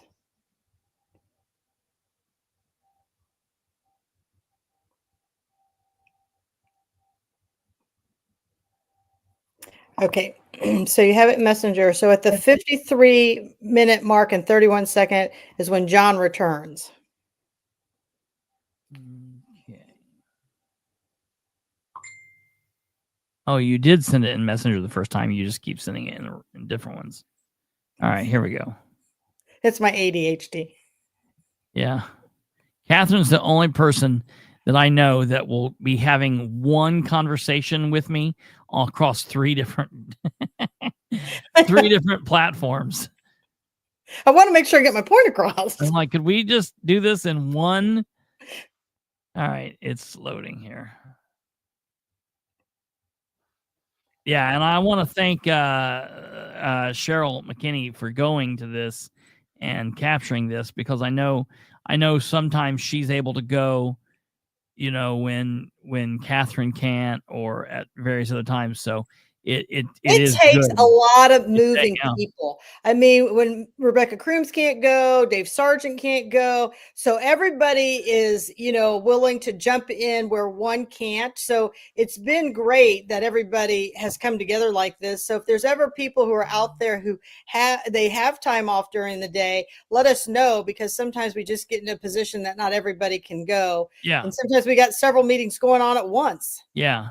So no, Shalila, he didn't forget. He just simply doesn't care. And of course, Dave Sargent says she has a multi-dimensional mind. Yeah, something like that. I might not go that far, but yeah. All right. What time did you say? 53 what? 53:31. 53:31. 53. So, all right, we're at 53:29. We can see the back of the Herald Bulletin walking out here. Here we go. He's very sensitive. He's very sensitive. Very. I thought public comment meant you was allowed to speak your public comment. I didn't realize that it meant you can only speak your public comment about certain stuff. I am allowed to speak my public comment. Is public comment. I'm allowed to redress my government. Only if I'm allowed to be John critical of agrees. them. Oh, he's back. He's feeling That wasn't a 5-minute recess.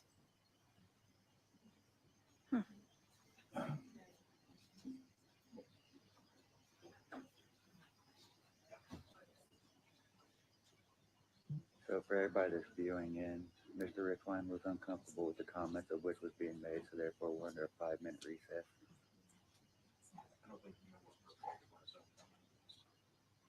So don't pretend to say anything.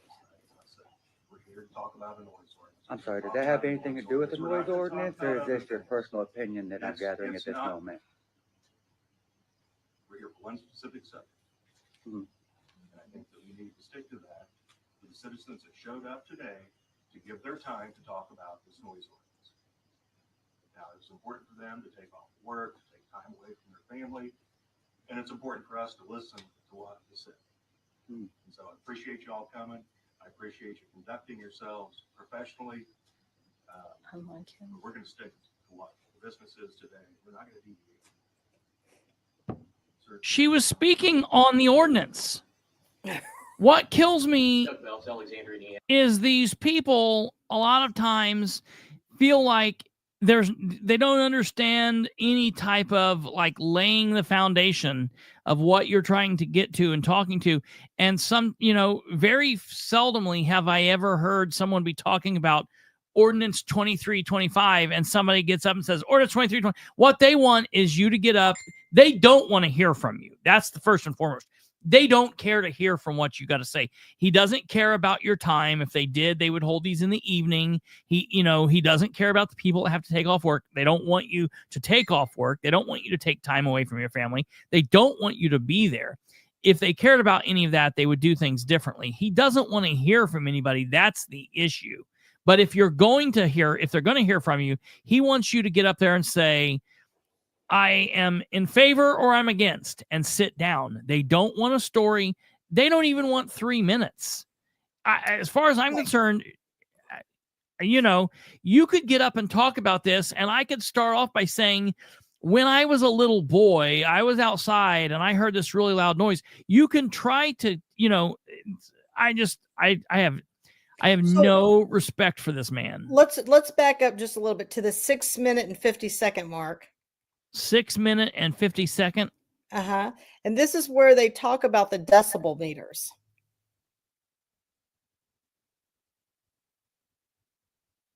Nature or somebody setting off fireworks or things of that nature. But to get the situations like the gentleman that had originally complained to Commissioner Likens, and was in Commissioner Likens' district, now in Commissioner Gardner's district. I know that Rick has been in contact with him since. But the loud noises are prohibited, goes through there. It's consistent, obnoxious noise. A lot of subjectivity. What's loud, raucous, improper, unreasonable, offensive. Unfortunately, again, a lot of statutes and ordinances have that level of subjectivity. Going through that, it's fair, yelling, hooting, hollering at people that are inside a hotel or their own house. Somebody's out on the street yelling at them. Dogs barking into a person's house. Again, the attempt was to get the worst of the worst. As far as the actual enforcement of the thing, you have to be put on notice by a law enforcement officer prior to be able to be cited. So it's not like you're going to be having your party, or you're going to have or something outside. You're going to be running your ATV around your property, and all of a sudden the friendly sheriff comes up and hands you with a nice piece of paper. Well, it might be. It'll be the warning, and then it would be consistent. It would be repeated violations that would cause a possible ticket. There are several exemptions. Now, beyond that is just what the state law exempts, such as agriculture. Emergency vehicles are absolutely exempted. Trash trucks are exempted. Lawnmowers hours of 7 a.m. to 10 p.m. Burglar alarms, parades, festivals, kids practices, artistic performances, sound for alerting persons of the existence of an emergency, tornado sirens, things of that nature. And then, of course, things can obviously be added to that, the commissioners. The penalty, not particularly cheap, but $250 for the first offense. And then also, if there's a constant noise, the ordinance requires any person that has a property interest, substantial property interest, lien holders, mortgage holders, things like that would have to get notice as well of what's going on. That's to prevent a big judgment to end up attaching perhaps to a property that's owned by an out-of-state owner or something of that nature. And that really is about it. I do know that, like I said, other counties, including multiple ones that border with Madison County, have noise ordinances. It's just a matter how far, if at all, the county would like to go. So Jeff, then we talked about the penalties a little bit. Is there, are you going to immediately get a penalty, or are you going to have is there a warning that's issued first? Well, these are maximum penalties for the offense. And I just this past Friday we did we have several dog cases that are pending. Dogs running loose, violating our animal ordinance. I believe that the maximum fine on that is $500. I and my predecessors have rarely asked for that maximum amount right off the top. And if I ask for it, it's very unlikely that a judge will even give it. So generally, no, the idea behind the ordinance like this, I believe it's your policy. I've always operated under that presumption that we want to fix the thing. We don't want to, fine people. We want to abate the nuisance, make sure that the dog is corralled, things of that nature. So these are absolute maximum offenses. This would be, that just gives the court wants to know how much it can fine a person for a violation, and the county has some discretion. The county can always go under 250, but can never go over. And as this board, these are not magical numbers. These are numbers that I put in the original draft that you can change almost to your heart's content. You can't go over, I believe, $10,000. I think it's the number, but you can certainly go less than the amounts that are shown here today on your draft. So as you watch this, the whole reason why Richwine has no idea about this, because they don't read these things before they come to the meeting. I want everybody to understand that each one of these people gets about $50,000 a year. They meet 2 times a month. This is probably one of the longest meetings they've ever had, and the most people that they've ever allowed to speak. But Darlene Likens is the one who wrote this before she was leaving office in order to help a neighbor who was having a squabble. To what we have here, but maybe with the adjustments to ours might be palatable. But I found that every single county, I didn't go further than bordering counties, but every county that borders Madison County has one. Jeff Graham is the county attorney. The city attorney is Lannon. Or whatever how you say his name. That's the city attorney. You also made a good point to me earlier this morning when we talked about this. You talked about. So if we scoot forward to 29 minutes and 16 seconds, have noise that then you really see in their house. Richwine. They talk about these decibel meters and how we're going to pay for them. They're expensive. Oh yeah. And and then he's saying the sheriff has plenty of money. Well, if you've been watching, sheriff doesn't have money. Sheriff don't have money. Yeah, you listen to this. I live in a residential neighborhood that is in the county. I have a neighbor because, as you know, days like this, when we have a lot of snow, we didn't get it today, but whenever we have snow, my neighborhood is one of the last ones to get cleared. Rightfully so. They have county roads that more people travel. I live in the very back of my neighborhood. Trust me, I'm the last one to get plowed out. I have a wonderful neighbor who's retired. He has nothing better to do. And Eric goes out, uses his snowblower, has a headlight, and he snow blows our roads so that we can get out. and he'll snow blow a couple blocks. That's enough to get you out to where there's more houses. I live at the back. There's not a lot of houses. We get a lot of drifting. Is he not going to be able to do that before 7 a.m. or after 10 p.m.?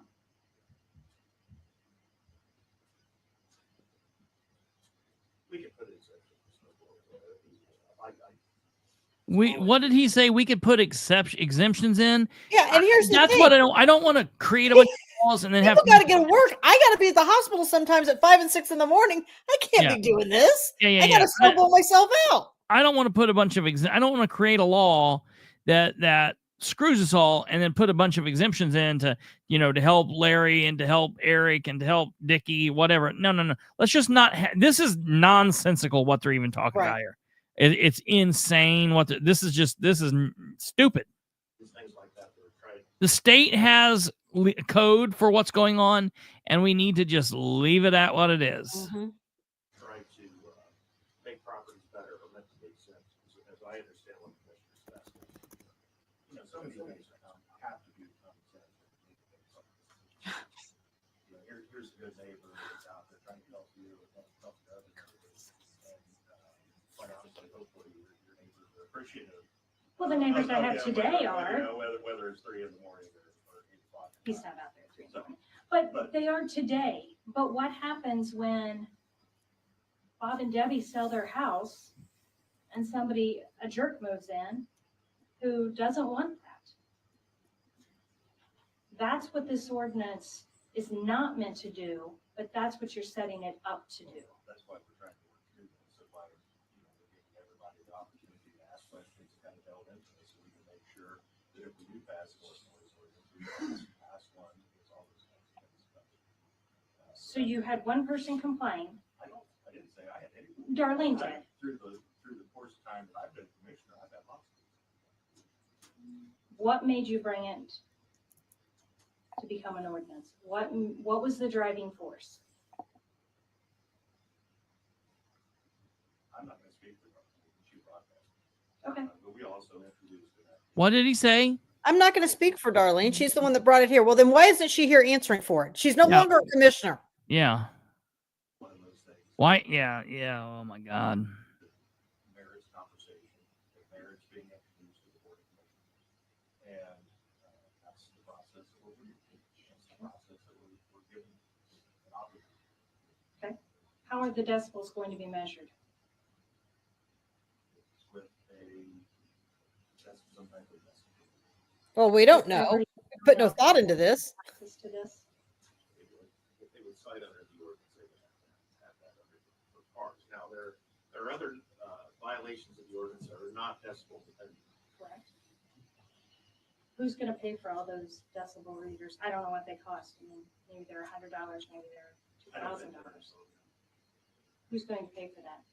Our sheriff's department already doesn't have enough money. The sheriff's department gets more money than anybody else in this county. Every time they ask for money, it gets more money. There's several funds that we utilize. And the county council also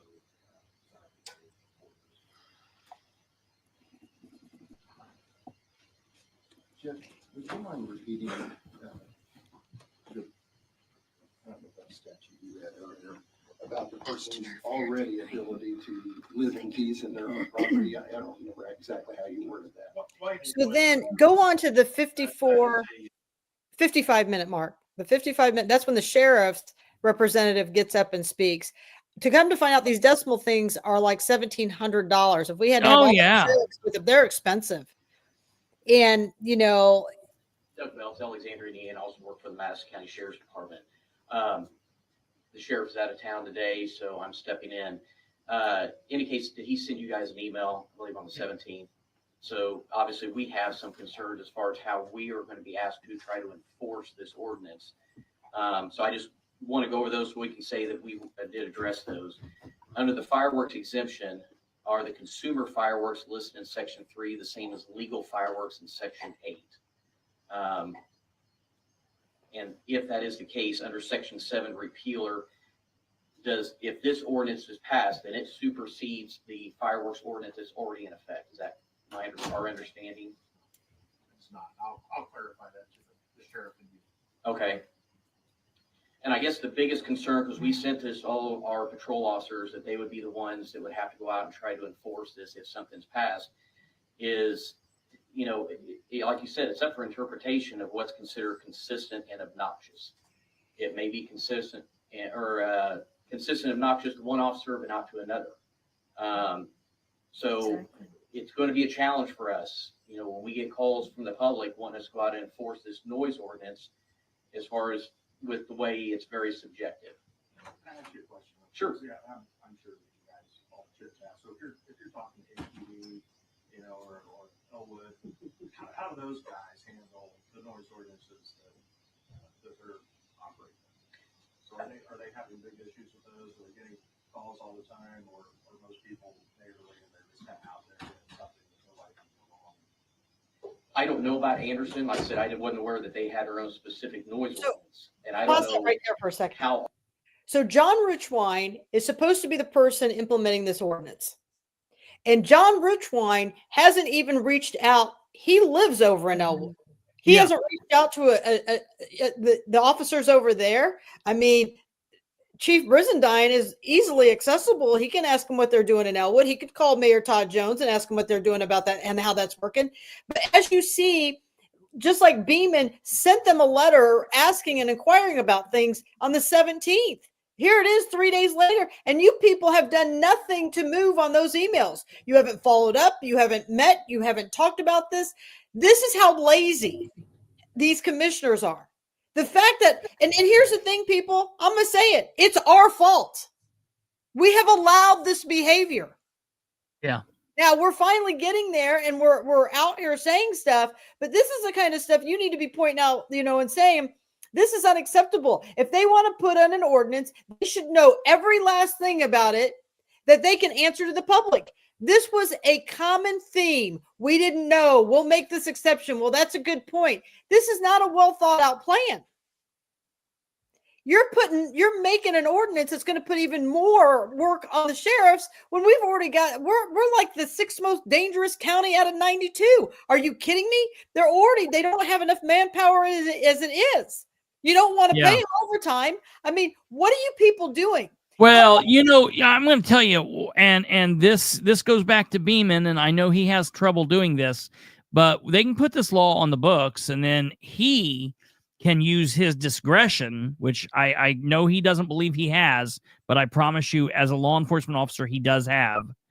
And they just need to say, screw it, we're not going to do anything with this. This is a bullshit law, and we're not dealing with this. So that's how crazy this is. So we can to Doug finish up what he's got to say, but this is craziness. Yeah, this is nonsense what the commissioners are doing. Often those people get cited. They may go out and say, hey, can you keep it down? And they're done with the call.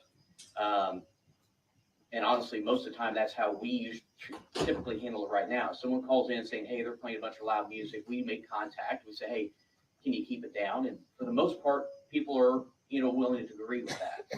But by passing a specific ordinance that trying to, when there's no legal definition of some of the terms that are used in that ordinance, it gets to be very subjective. Ludicrous. As, you know, if we get repeated calls, like I said, if it's a neighbor dispute, you know, we have a good idea of those current disputes that are going on.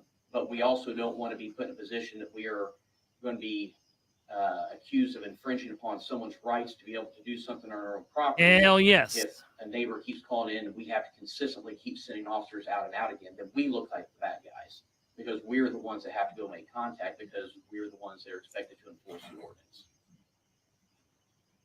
Doug, do you know if the sheriff has reached out to the Sheriff's Association to get their opinion on how maybe the other 91 counties handle their ordinances?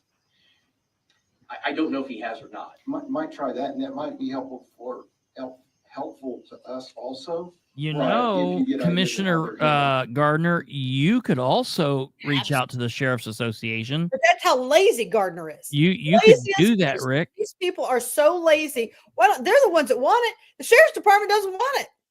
They're not the ones asking for it to be implemented. These nimwits, these 3 stooges sitting up here, they're the ones that want it. So you 3 stooges divide and conquer and go ask all these people these questions. Yeah. They clearly come unprepared with their homework. Not that hard. It's not that difficult. Rick could contact them. Rick could contact the sheriff and ask the sheriff that question. He's asking somebody that's not the sheriff a question that this guy has no clue if the sheriff has done or not. The sheriff wrote them an email 3 days ago. Right. Why didn't he respond to them 3 days ago? Right. He could have responded to questions that Beeman asked, and he could have asked Beeman to do that, Now, if I was Beeman, I would have told him, here's the number, contact him. Or better yet, get on Google and look it up and contact him yourself. And everybody knows that if they don't enforce this or they don't do something when the lichens calls, that there will be repercussions with withholding money at the county council. We've seen it time and time again in the coroner's office, and we've watched it happen to the Sheriff Beeman as well, where he's had to sit up there and beg for overtime. So, that's the whole thing where they're like, well, you guys can use your own discretion. Well, when they do and the commissioners don't like it, then they'll tell the council. No. In fairness, they're not saying that. I'm saying that. And I'm saying tough shit might have to happen.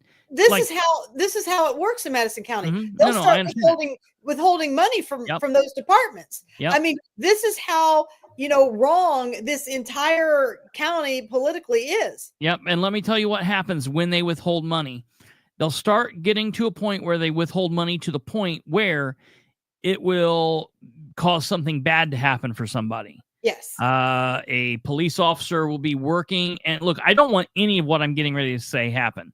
A police officer will be forced to work doubles because they can't pay for another guy, and will wreck and crash a car and wreck the property, which will cost the county money, or God forbid, get hurt.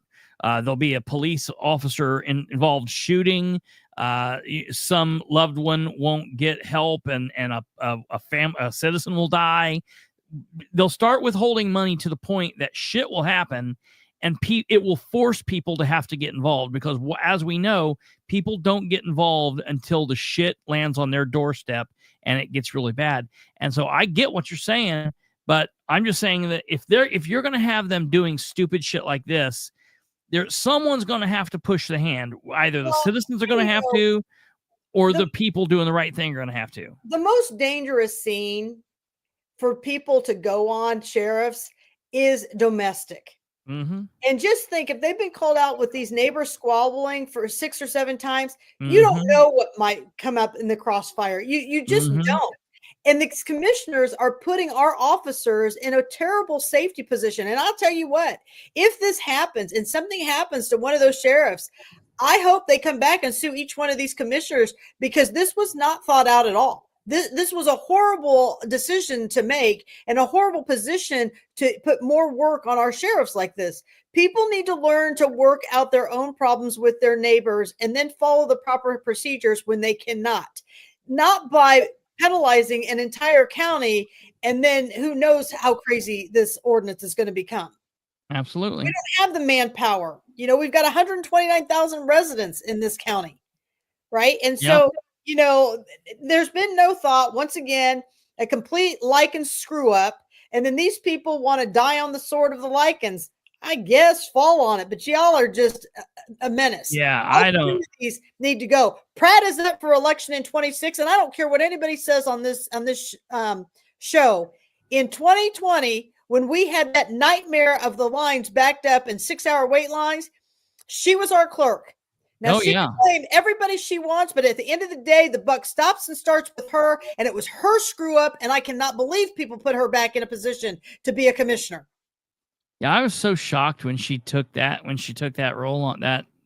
I was shocked. Yeah, so she needs to go in 2026, bizarre. no matter what she does. And I'm telling you what, the lack of professionalism of her sitting up there chewing her gum.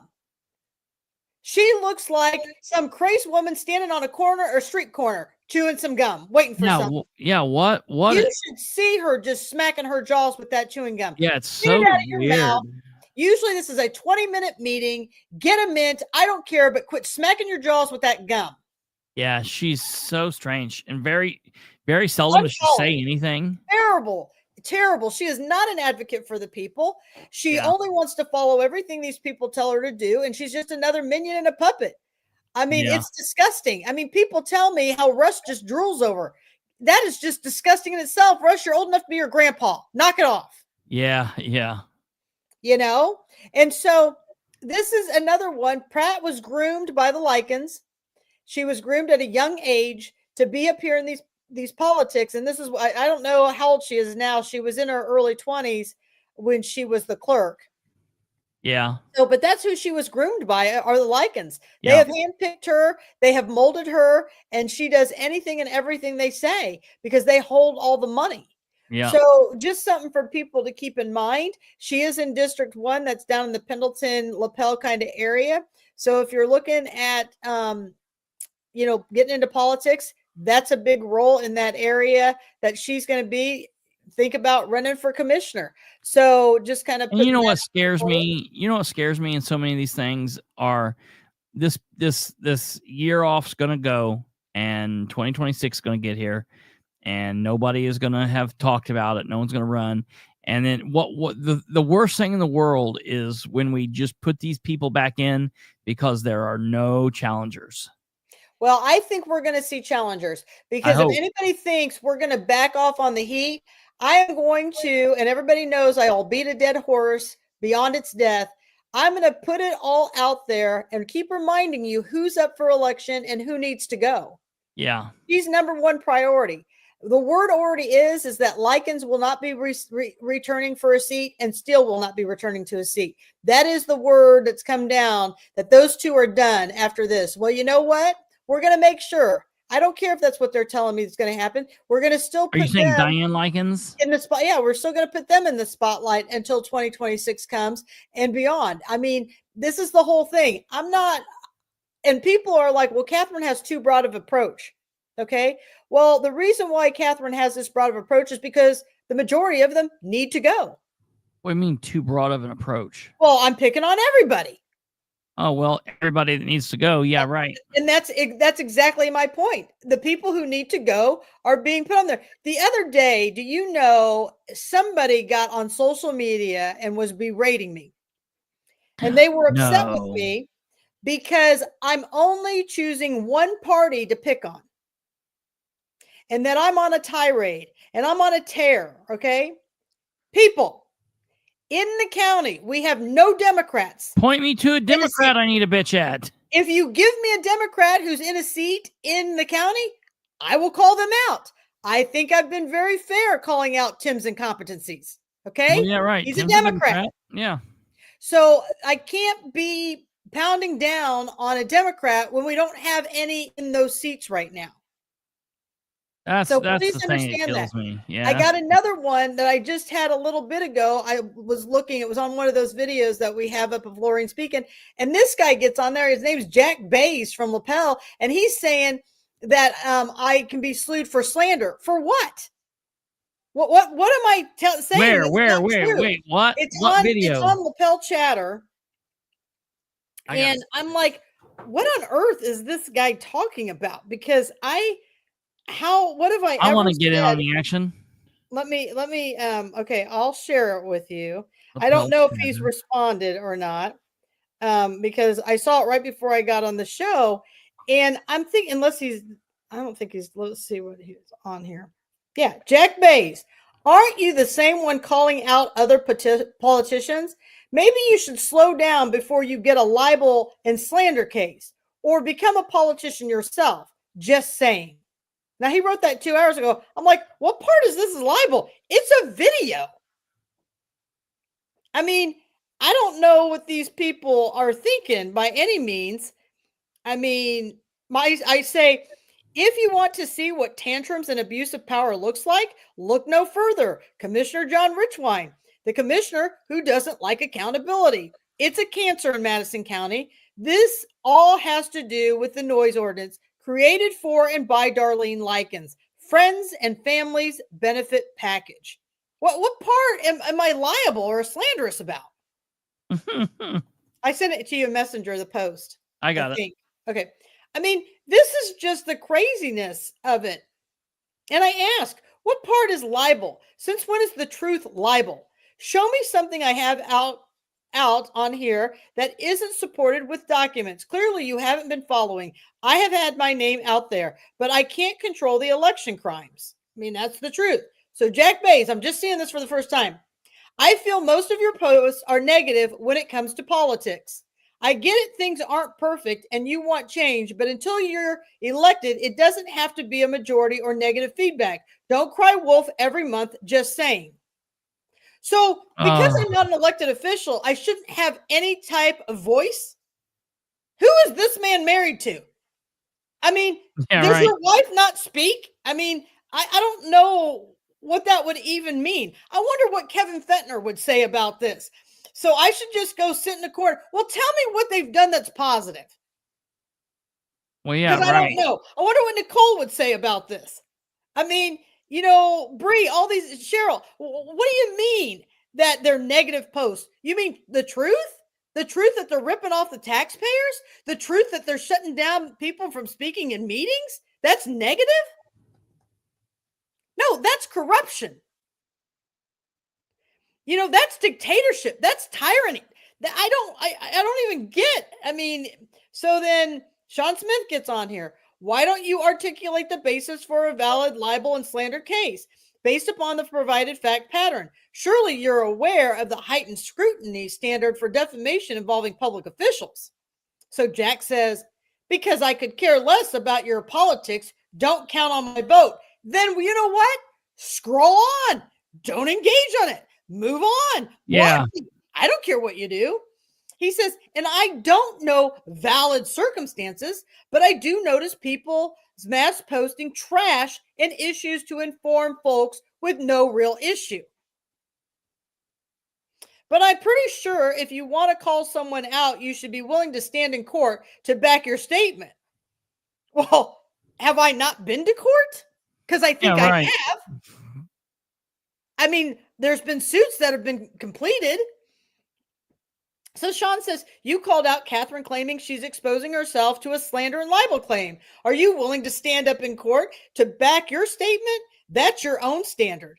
Some would argue making baseless libel and slander claims is trash, more so when it's clear the person has no clue what they're talking about. Don't worry, I won't count on your vote since I'm not running for office.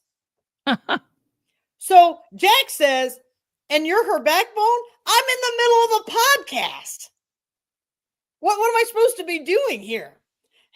So Sean says, are you John Richwine and Darlene Lycan's backbone? If you're going to create illogical standards, apply them to yourself too. I was just calling out your baseless claim of libel and slander, something you've been unable to substantiate. So then Jack returns, must have found a lawyer or another politician. Hopefully it goes to more than us than me. Keep posting trash. I know where the delete button is. Great. So why didn't you use it?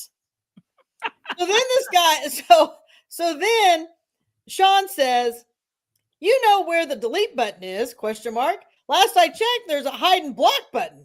Feel free to hit the block button. You won't have to hit hide on each of my comments. You sure do make a lot of assumptions, huh? Too bad you can't back any of your gibberish up. So Jack says to Sean, are you a lawyer? What does this have to do with the price of beans? This is insanity. So then Sean says, did you substantiate your libel and slander claim? Jack says, just keep doing paperwork, Knight. What paperwork? I don't know what paperwork. How does he know what Sean does? Maybe Sean is a delivery guy or does Uber. Maybe he doesn't have any paperwork. Right? Maybe he's a stripper. I mean, I don't know what Sean does. Strippers did paperwork. I'm just sitting here thinking to myself, so this guy clearly shows everybody what a complete moron he is. I hate people like that. That's ridiculous. I got in on the fight. I said, Jack Bays, dude, what? You understand that the most powerful seat in local, state, and or national politics and government is that of the citizen, and we citizens have a First Amendment right to redress the government. These people are public servants. They have put themselves out here. They have nothing to sue over. Katherine Callahan is doing her duty as a citizen. You should sack up and get to it. I mean, that's how crazy this whole thing is. Now, I know we've been on here a lot tonight. I just want to point out a couple things to people before we move on. Okay. Stand by. Hold on. I was just sorry. That oh God wasn't what you were saying. I'm looking at his profile. So this is clearly, man, this is somebody's fake account. Yeah, Jeff I have a Bezos. feeling I know whose fake account it is. Yeah, this is an old account. They've had it for a while. It looks like, I mean, they have stuff going back to 2016. And there's a huge Bays family in LaPel. They're big farmers. They're great people. So I can't imagine that this is one of them. I think I know exactly who this person is, but time will tell that story. Yeah. All right. Sorry, I didn't mean to interrupt you. Go ahead. No. So I want to show a couple things. I just want to bring this to everybody's attention because I don't know why. Just call me Dr. Obvious. I'm going to change my name, Dr. Obvious. Okay. So put this last one I'm getting ready to send you up right now. This is the article on John Richwine today in the paper. It didn't make front page news. It was hidden all the way in the back. Nothing that went on in the county, which we had some big things going on in the county yesterday. The redistricting in the city, all this stuff. So here is an article that says residents raise concerns about proposed noise ordinance. The commissioners delay the actions until February 3rd. Now, the commissioners meet on the first and third Tuesday of every month. So if you can go to the one right before this, the picture I just sent you. Okay, hold on. Yeah, I sent you the calendar. So I sent you the calendar. Yeah. Right. So the calendar says that February 4th is the Tuesday. So now I'm confused. Yeah, if it's February 3rd or February 4th. If we had a change, okay. Now I want people to understand that they have two secretaries in the commissioner's office. Now, Tom Eckert, the job requirement said he had to have a college degree, a bachelor's degree, in order to be in that position. Now we know why you have to have a college degree to be in that position, but they gave it to him anyways, and they gave him $10,000 raise without telling anybody. So go to the picture right before this. The picture so before. You're working backwards. Yeah. Where you want me to go now? On Messenger. Work backwards on Messenger. I sent you another. Okay. This one? Yeah. So this one, do you see in the middle there? Commissioner, Tuesday, February 3rd. So then go to the then turn to the next one. Okay. So this is the agenda. No. I don't see. Did I send you the agenda? Nope. Okay. So now I'm going to send you the agenda. I mean, this is how reckless and careless our commissioners for $50,000. So this is the meeting minutes from January 21st. Look at the bottom of that page.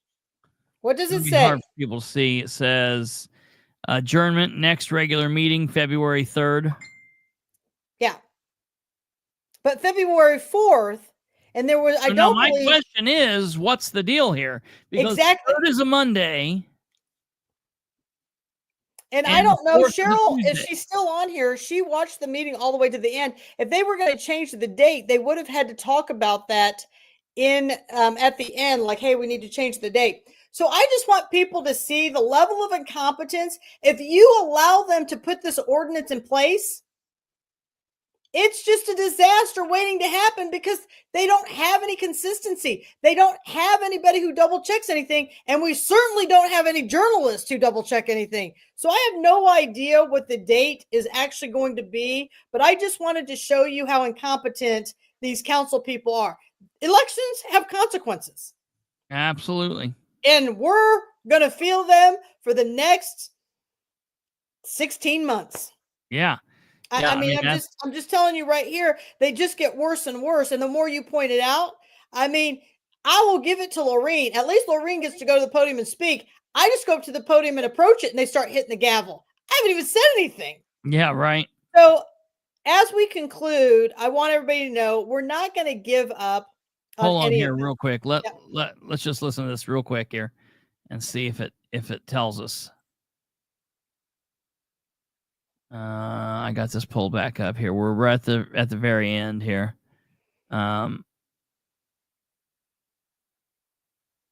What the hell? All right, here we go.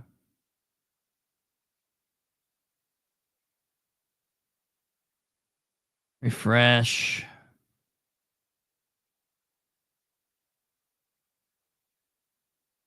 Okay.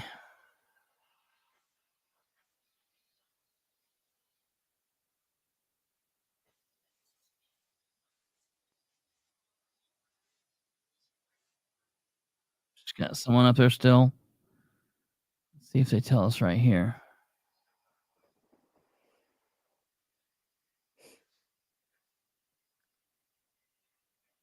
I don't think they talked about it. Because I posted that there was.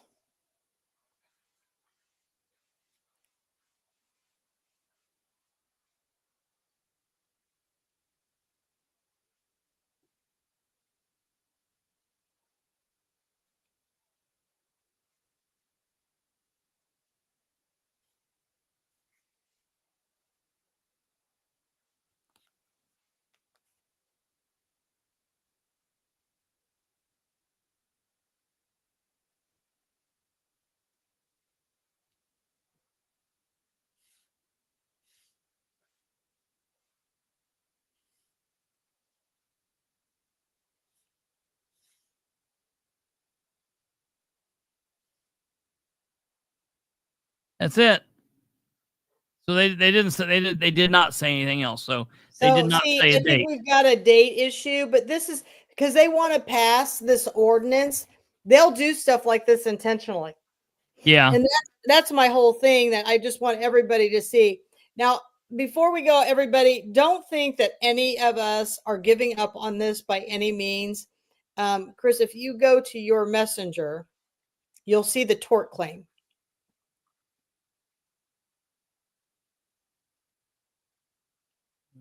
Okay.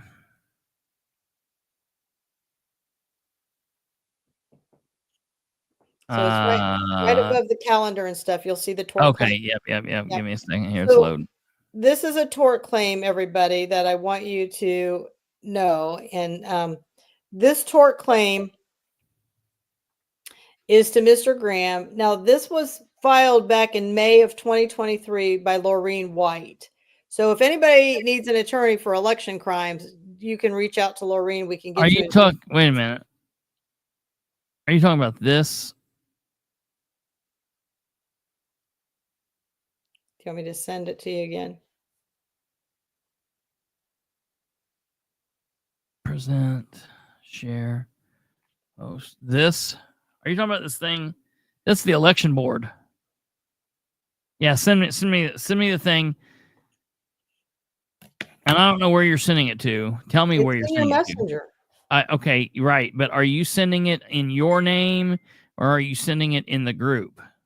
No, just in my name. So I just sent it to you in Messenger. Okay. Okay, there we go. So yeah, it's not something I can pull up like that. I got to pull it up like this. Give me a second here.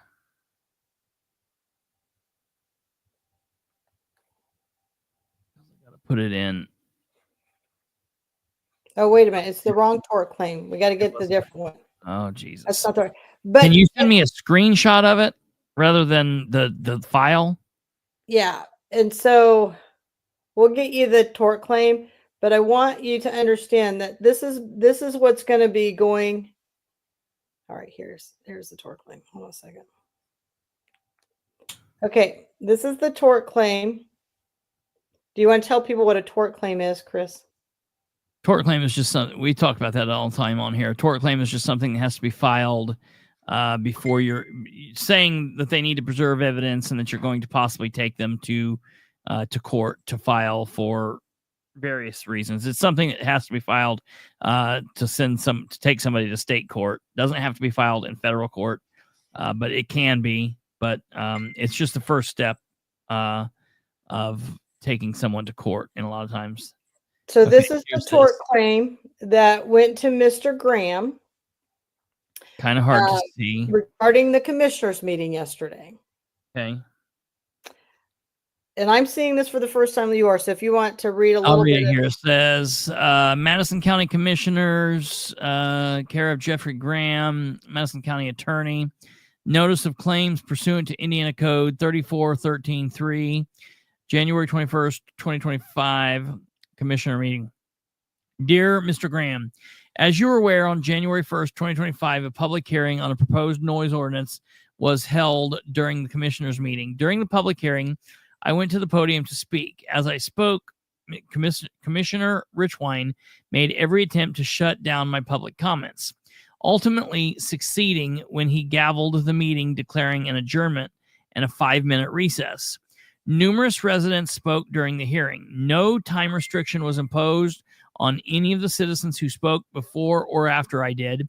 None of the other citizens were interrupted by Commissioner Richwine. The First Amendment prohibits government officials from regulating expression based on views expressed, a concept known as viewpoint discrimination. Viewpoint discrimination is an egregious form of content discrimination and is presumptively unconstitutional. And then she cites case law here.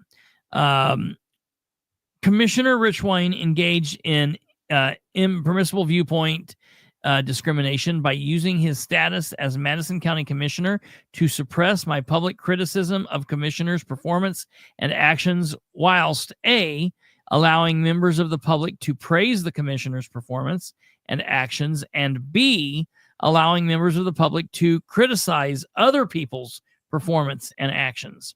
Commissioner Richwine engaged in impermissible viewpoint discrimination when he spoke over me, meaning Lorraine, and adjourned the meeting, preventing me from voicing criticisms of the commissioners regarding the proposed noise ordinance. Commissioner Richwine's actions have deprived me of my First Amendment right to peacefully criticize public officials and speak about matters of public concern. It is clearly established that criticizing government officials is at the very center of the constitutionally protected area of free discussion. It is clearly established that government actors may not discriminate against speech based on viewpoints expressed. Feel free to contact me to discuss the claim raised in this correspondence. If the county would prefer to resolve these claims without the need for additional litigation and media attention, I am open to an informal negotiation. Sincerely, Laureen White, John Richwine, Olivia Pratt, Rick Gardner. And I'm telling you, and then I'm so sad that I'm not an attorney. Then turn I'm the gonna go page. back to law school. Turn the page, and then this is what was filed of preservation of records. Oh yeah, So this is great. everybody understands that they have to keep these records. Absolutely. As you are aware, on January 21, 2025, a public hearing was held during the commissioners' meeting. During the public hearing, Commissioner Richwine spoke over me and adjourned the meeting to stop my public comment. Richwine's actions are a violation of my First Amendment rights under the U.S. Constitution. Please let this correspondence serve as a notice demand to preserve and protect all evidence related to the above incident for purposes of any future litigation. This preservation notice demand is directed to Madison County Commissioner John Richwine and any other party in possession or control of any of the subject documented in the information, including but not limited to the following: any and all data, including audio, video recording of the subject meeting, any and all documents or evidence collected during the investigation of the subject incident, any and all emails, text messages, phone calls related to subject incident. Please be advised that the above list is not intended to be an exhaustive list. All items requested to include but are not limited to electronically stored information and electronic data per Indiana Trial Rule 34. Electronically stored information includes writings, drawings, graphs, charts, photographs, sound recordings, images, and other data, compilations in any medium from which electronically stored information can be obtained, either directly or, if necessary, via translation into reasonably usable form. For purpose of this notice, demand electronic data should be include, but not limited to, all text files, including all word processing documents, spreadsheets, emails, and information concerning email, including logs of email history and usage, header information, and deleted files. Internet history files, preferences, graphical images files, including but not limited to JPEG, GIF, BMP, and TIFF files, cookies, databases, calendars, and scheduling information, computer system, activity log, and all file fragments and the backup files containing electronic data. Please take immediate and affirmative steps to disable, interrupt, and cease any programs or procedures which archive or automatically delete electronically stored information in any system, including email and other servers. Under Indiana law, you owe a duty to preserve all evidence involving this incident, including but not limited to all documents or things outlined herein. Failure to preserve this evidence could lead to a spoliation of evidence claim against you, as well as a negative interference instructions and sanctions. I reserve any and all available claims and defenses arising from spoliation of evidence or other full and partial failure to preserve evidence or artifacts, whether not now known to have relevance or otherwise. Your prompt attention to this correspondence and cooperation is appreciated. And so, I just want everybody to know we're not going to take any of this lightly. This is a huge problem. We've got, and I'm going to end the show with this one last part, everybody. I don't really get involved in the city of Anderson. I have enough on my plate with the county, and I have a real job. Even though people keep telling me to get a job, I've got a job, licensed. I like to do real stuff.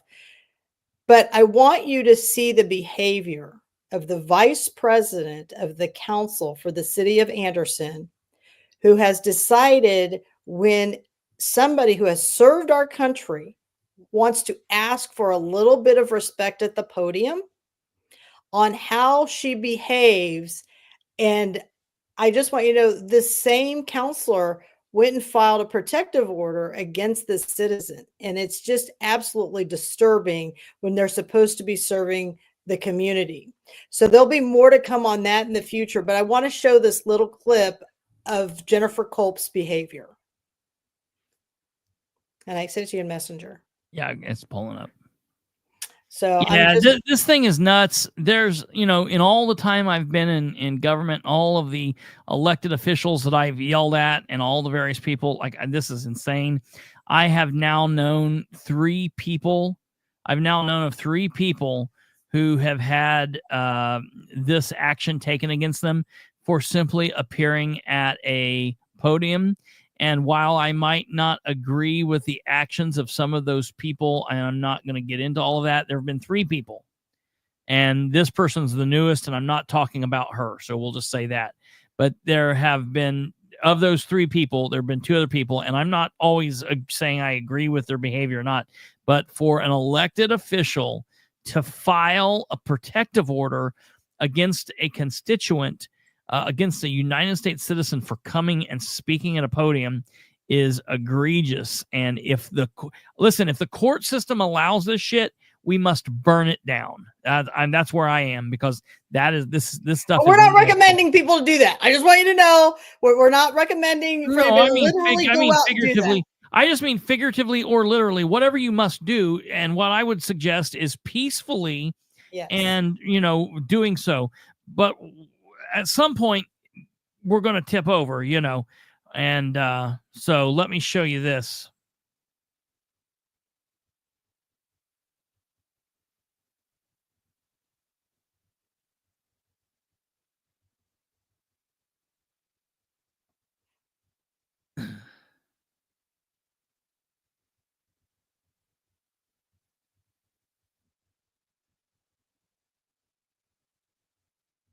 Done than he is to get funding for these folks.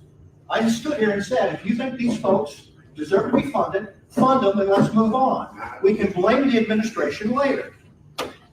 We're voting on this resolution. Nicole Kapuscinski, Spring Road, 46016. And I just want to say that while you guys are busy up here making decisions every special meetings, city council meetings, sometimes you have staff members back here laughing and antagonizing the people at the podium. So when we're trying to speak and you have people back here laughing, snickering, or whispering and saying that we're drama queens and stuff like that, it starts getting very irritable. So I don't know what they were saying, Nicole. It doesn't You had matter. no idea. You had They're no not idea what was coding going and on. trying to You talk had to no you. idea what And was you're going on. giggling Nicole, before you you have do no it. idea. This has nothing to do with what's happening. And then I go, you guys lie. You lies. You need to. You need to let her Lie. speak. Yeah, that's what they do. They got me blocked on social media. Yeah, go sit down. Okay, go sit down. Go sit down, That's Cole. fine, because your husband was name calling you on social media. Right? Yeah.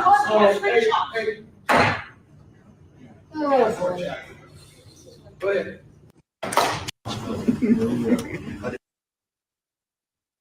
I have had to deal with elected officials like this of the same.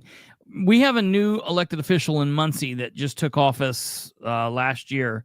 And I have had to message her twice and say, look, you really need to go home and watch this meeting from start to finish and look at your body language, the way that you roll your eyes and the smirks that you make. I don't know what you're doing or what's going through your mind, but you need to remember that we're sitting in the audience and watching this, and it looks like absolute shit when you do that. So you need to figure out a way to control yourself or whatever. Them smirking and laughing. Look, I don't care what it was about. The perception is reality, right? So when the people are sitting in the audience and they see these people over here chatting, first of all, there should not be side talk. That is the public access counselor has been very clear in that not being okay. They cannot cover their mic and talk to one another. That is not permissible. That is technically a closed door meeting at that point, and that is not allowed in the state of Indiana. So that needs to stop first and foremost. But if they're whatever they're doing, if they're smirking and laughing, they have to understand how that comes off. Who cares what you're talking about? Quit doing it. But furthermore, what is this about all of a sudden stopping these people from getting up? Why can these people not listen to criticism and then just let it go? Let these people stand up, say what they want to say, Because and let they're them sit down. guilty. Yeah, right. Right. They're That's right. guilty of committing these violations, and they don't want to be called on it. They don't want to be held accountable on it. And you know what? The old ways just aren't going to work anymore, Madison County government.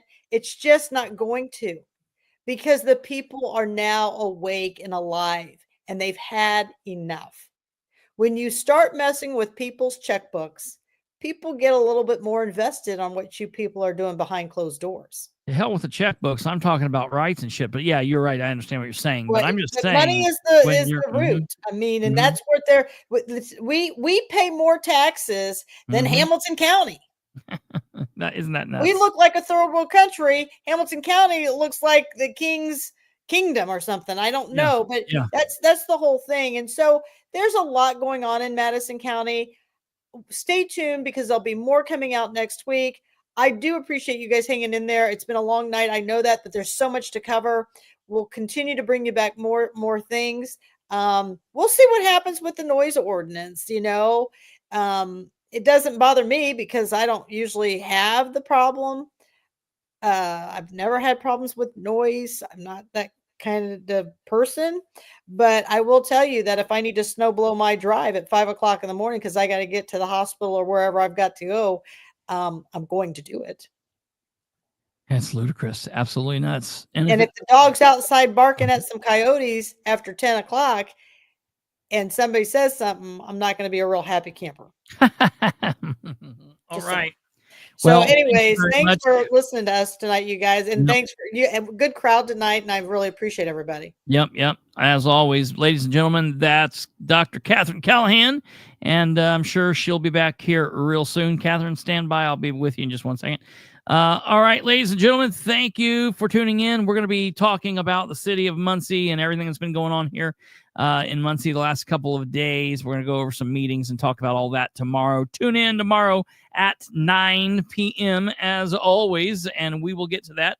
You can hit the like on your way out. Make sure you've done that. If you're not subscribed, do that as well.